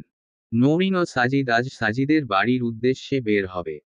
সকালের খাবার শেষে সাজিদ সবাইকে ডাইনিংয়ে জড়ো করল। এভাবে হঠাৎ জড়ো করাই একটু চিন্তিত হলো সবাই। নৌরিনও এসে তাদেরকে এভাবে দেখে মিলি বেগম চিন্তিত গলায় শুধালেন, কি হয়েছে তোদের? এভাবে জড়ো করেছিস কেন সবাইকে? সাজিদ মুচকি হাসল। প্রায় দৌড়ে গিয়ে রুম থেকে একটা মিষ্টির প্যাকেট এনে সবার সামনে হাজির করল। মিলি বেগমের সামনে প্যাকেট ধরে বলল, মিষ্টি নিন মা। আপনি নানি হচ্ছেন আলহামদুলিল্লাহ। হঠাৎ এ খবরটা সবার মাথায় ধরল না। অতঃপর বুঝো আসতেই বাড়ির ছোটরা খুশিতে চিৎকার করে উঠল। নীলিমা দৌড়ে গিয়ে নৌরিনকে জড়িয়ে ধরল। তার গালে জোরে সোরে একটা চুমু বসিয়ে বলল, কংগ্রাচুলেশনস আপু। কতদিন পর একটা গুড নিউজ পেলাম। আসমানি বেগম এবার এগিয়ে এলেন। দুহাত ভরে নৌরিন ও সাজিদের জন্য দোয়া করলেন। অতঃপর আফসোসের সুরে বললেন, আজ তর নানা বাইচা থাকলে কি যে খুশি হইত রে। তার পরনাতি আইব এ খুশি তুই বাইচা কুল পাইত না। আসমানি বেগমের এহেন কথায় হাসি খুশি মহলটা মুহূর্তেই ভারী হয়ে এলো। কিন্তু স্মরণীয় এগিয়ে এলো তখনই। প্রায় ধমকের সুরে বলল, হাসি খুশি পরিবেশটা দুঃখের না করলে চলতো না দাদি। এখন তুমি নাতির জন্য শুধু দোয়া করো, যেন দ্রুতই পরনাতি চলে আসে। আসমানি বেগম অশ্রুসিক্ত চোখেই হাসলেন। স্মরণের উদ্দেশ্যে বললেন, আমার কিন্তু এটা ফরনাতি দিয়া কাজ চলব না। দুইটা লাগবো। হ্যাঁ, তো নরিন আপু এনে দিবে দুইটা। যদি জমজ হয় আর কি। জমক লাগবো কেন? এটা নরিন আর সাজিদের পোলা হইব, আর এটা তোর আর নীলুর মাইয়া হইব। আসমানি বেগমের এহেন কথায় লজ্জায় লাল হয়ে এলো নীলিমা। নৌরিনের ওড়নায় মুখ লুকালো সে। এদিকে দাদির কথা প্রত্যুত্তর স্বরূপ স্মরণ পরিবেশ বাছবিচার না করেই ফট করে বলে বসল, শান্তিমতো বাসরই করতে পারলাম না আবার বাচ্চা। আগে বাসরটা সেরে নিতে দাও, তারপর বলো দাদি। স্মরণের বেফাস কথায় তবদা খেল সকলে। নীলিমা পারে না লজ্জায় মাটি খুঁড়ে ভেতরে ঢুকে যেতে। লিলি বেগম এসে স্মরণের পিঠে দুম করে একটা ঘা দিলেন, কপট ক্রোধ নিয়ে বললেন, ব্যাটা দেখে শুনে কথা বলবি না। বাপ, চাচা, ফুফু, ফুপা আছে এখানে। সবার সামনে কি সব কথা বলতে হয়? স্মরণ ঠোঁট কামড়ে ধরল। না, এবার বেশিই বলা হয়ে গিয়েছে। বাবা চাচাদের মতো সম্মানীয় ব্যক্তিদের সামনে এমন কথা বলা উচিত হয়নি। এগুলো নিয়ে দাদি, নানি, মা, খালা, ফুপুদের সামনে মজা করা যায়, কিন্তু এদের সামনে না। সে নিজের ভুল বুঝতে পারল। ক্ষণেই বলল, আসলে বুঝতে পারিনি এমন কথা বলে ফেলব। I am extremely sorry. Norin আপুর প্রেগন্যান্সির কথা শুনে বেশি এক্সাইটেড হয়ে পড়েছিলাম। আনিস সাহেবসহ বাকিরা আর চোখে শুধু দেখলেন স্মরণকে। কিছু বললেন না। সাজিদ ও মাহবুব এগিয়ে এলো মহল হালকা করতে। সাজিদ বলল, আরে আরে এসব কথা বাদ দিন। আমরা প্রেগন্যান্সির ব্যাপারে কখন জানতে পেরেছি সেটা জিজ্ঞেস করবেন না। লিলি বেগম বললেন, বলো বলো, কবে জানতে পেরেছো এ ব্যাপারে? নীলুর যেদিন মেহেদি অনুষ্ঠান হয় সেদিন বিকালে নৌরিন আমাকে বলল ফার্মেসি থেকে একটা কিট আনতে। টেস্ট করবে বলে। আমি তখন এ কথা শুনে খুশিও হয়েছিলাম আবার টেনশনেও ছিলাম। কারণ এর আগে নৌরিনের যে মিসক্যারেজ হয়েছিল সে নিয়েই টেনশনে ছিলাম। পরে মেহেদি অনুষ্ঠান শেষে রাতে টেস্ট করলো। সব পজিটিভ এসেছে আলহামদুলিল্লাহ। পরের দিন আমরা দুজন বাইরে গিয়েছিলাম মনে আছে। তখন ওকে ক্লিনিকে নিয়ে গিয়েছিলাম শিওর হতে। আল্লাহর রহমত আলট্রাতে সব ঠিকঠাক আসে। ও 2 মাসের প্রেগন্যান্ট সেদিনই আমরা বলতে চেয়েছিলাম। কিন্তু এত ব্যস্ত আর ক্লান্ত ছিল সবাই যে সুযোগ হয়নি। পরে ভাবলাম বিয়ের অনুষ্ঠানটা শেষ হোক তারপর। কিন্তু এরপর আবার নানা মারা গেলেন। সব দিয়ে এত লেট হলো বলতে। মিলি বেগম এবার সব মিলালেন। বুঝলেন এজন্যই নওরিনের শরীর ভালো ছিল, কিছু খেতে পারছিল না তেমন। কিন্তু ছোট মেয়ের বিয়ের টেনশনে বড় মেয়ের শরীরের উপর খুব একটা নজর দিতে পারেননি তিনি। এবার তিনি গিয়ে নওরিনকে জড়িয়ে ধরলেন। কপালে প্রগাঢ় চুমু দিয়ে বললেন, দোয়া করি মা, সুস্থ সবল থাক। বাচ্চাটাও সুস্থ সবল থেকে দুনিয়াতে আনো। নিজের খেয়াল রাখিস মা। গতবারের মতো ভুলগুলো করিস না। বাসায় ফিরেই ডাক্তারের কাছে দেখিয়ে সব টেস্ট করাবি। নওরিন মৃদু হেসে বলল, আচ্ছা আম্মু। এরপর একে একে সবাই নওরিন ও সাজিদকে অভিনন্দন জানালো। আনিস সাহেব ও আনোয়ার সাহেব পকেট থেকে বেশ কিছু টাকা বের করে দিলেন নওরিনকে, দোয়া স্বরূপ। স্মরণ ও নীলিমা আজ ঢাকায় ফিরেছে। সাদ এখনো আসেনি। ওর ভার্সিটি আরও 1 সপ্তাহ বন্ধ। তাই পরে আসবে। নীলিমা পুরোটা রাস্তা অল্প স্বল্প কাঁদতে কাঁদতে এসেছে। শরণ এক পর্যায়ে তার কান্নার জন্য আতঙ্কিত হয়ে গিয়েছিল। বাসে পাশে বসা মেয়ে এভাবে কান্না করলে যে কেউ ভাববে মেয়ে ভাগিয়ে নিয়ে এসেছে। পরে তারা গণধোলাই দিতে দ্বিতীয়বারও ভাববে না, এজন্য বেশ কবার নীলিমাকে কান্না থামাতে বলেছিল। সে কিছুক্ষণের জন্য কান্না থামালেও পরে ঠিকই কান্না শুরু করে দেয়। শেষে শরণ হাল ছেড়ে তাকে কাঁদতে দেয় শান্তিতে। বাসায় এসে পৌঁছালো শরণ ও নীলিমা। বাসার দরজা খুলতেই ভ্যাপসা একটা গন্ধ এসে বাড়ি খেল নীলিমার নাকে। সে নাক চেপে বাসার ভেতরে পা দিতে দিতে জিজ্ঞেস করল, ইস, বাসার ভেতরে এমন গন্ধ কেন শরণ ভাই? শরণ এ প্রশ্নের জবাব দিল না। মনে মনে বলতে লাগলো, এ তো শুধু গন্ধ। ভেতরে গিয়ে দেখো বাসার কি অবস্থা। সত্যিই তাই হলো। নীলিমা বাসার ভেতরে গিয়ে দেখল সবগুলো রুমই অগোছালো, অপরিচ্ছন্ন ও রান্নাঘর থেকে বেরিয়ে আসছে তীব্র পচা গন্ধ। গন্ধের রহস্য বের করতে গিয়ে দেখল শরণ বাড়ি যাবার আগে ময়লার ঝুড়ির ময়লা ফেলে যায়নি। তাই পচেই এত দুর্গন্ধ ছড়াচ্ছে। এদিকে দুটো রুমের অবস্থাও করুণ। কাপড়চোপড়ের ঠিক নেই। সবকিছু অগোছালো। তার ছাদের ব্যালকনির অর্ধেকটা পরিত্যক্ত স্টোর রুমের মতো। বাসার এ অবস্থা দেখে নীলিমার ভীষণ কান্না পেল। এ নিয়ে শরণের সাথে বিবাহিত জীবনের প্রথম ঝগড়াটা সম্পন্ন হলো। পরে অবশ্য নীলিমাই বলে গেল শুধু। শরণ আর কিছু বলেনি। মাথা নিচু করে চুপচাপ শুনেছে। সাজিদের কাছে শুনেছে সংসার সুখের করতে হলে বউয়ের কথা শুনতে হবে। সে যা সত্য বলেই তাই সত্য বলতে হবে। যদিও প্রথমে ঝগড়া লাগিয়ে নিয়েছিল। নীলিমা কোনোমতে ড্রেস বদলিয়ে রুম গোছাতে আরম্ভ করল। শরণকে ধমক দিয়ে বলল, কাজের খালাকে আসতে বলেন দ্রুত। শরণ সাথে সাথেই কল দিল খালাকে। খালা অতি আনন্দের সহিত জানালো, সে গ্রামে বিয়ে খেতে এসেছে, তাই দুদিন আসতে পারবে না। এ কথাটি শরণ নীলিমাকে জানালো অত্যন্ত দুঃখের সহিত। তখন রাগে দুঃখে নীলিমার মনে হলো শরণের মাথার সব কটা চুল ছিঁড়ে টাক বানিয়ে ফেলতে। কিন্তু পরে মনে হলো, তার নিজেরই তো স্বামী। এভাবে টাক বানালে পরে সারাদিন সেই টাকের উপর তবলা বাজাতে মন চাইবে। তখন তো বিপদ। নীলিমা এবার রাগে কটমট করে শরণের দিকে চেয়ে বলল, যেহেতু খালা আসেনি, তাই তার ভূমিকা আপনি পালন করবেন। বুঝলেন? শরণ মুহূর্তেই তেতে উঠে বলল, আমি আমি কেন? নীলিমা কটমট দৃষ্টিতে তাকালো। বলল, আপনি না তো আর কে? আপনাকেই করতে হবে। কারণ আপনি এই ঘর নোংরা করেছেন। এমন করলে কিন্তু পুরো বাসায় আপনাকে দিয়ে পরিষ্কার করাবো। আমি কিছুতেই সাহায্য করব না। শরণ মিয়ে গেল। আর কিছু বলল না। কারণ দোষ তো তারই। অগত্যা নীলিমাকে সাহায্য করল সে। আজ শেষ হতে হতে সকাল গড়িয়ে দুপুর হলো। কাজের চাপে শুধু ভাত আর আলু ভর্তা দিয়ে দুপুরের খাবার খেল দুজনে। বিকালে 2 কাপ চা নিয়ে পরিষ্কার বারান্দার ব্যালকনিতে বসল দুজনে। চায়ের আড্ডায় জমে উঠল দুজনের দাম্পত্য জীবনের শুরুর গল্প। এভাবেই শুরু হলো শরণ ও নীলিমার সাংসারিক জীবনের গল্প। সমাপ্ত। গল্প প্রেমান্বেষা। অন্তিম পর্ব। লেখনীতে সারা মেহেক।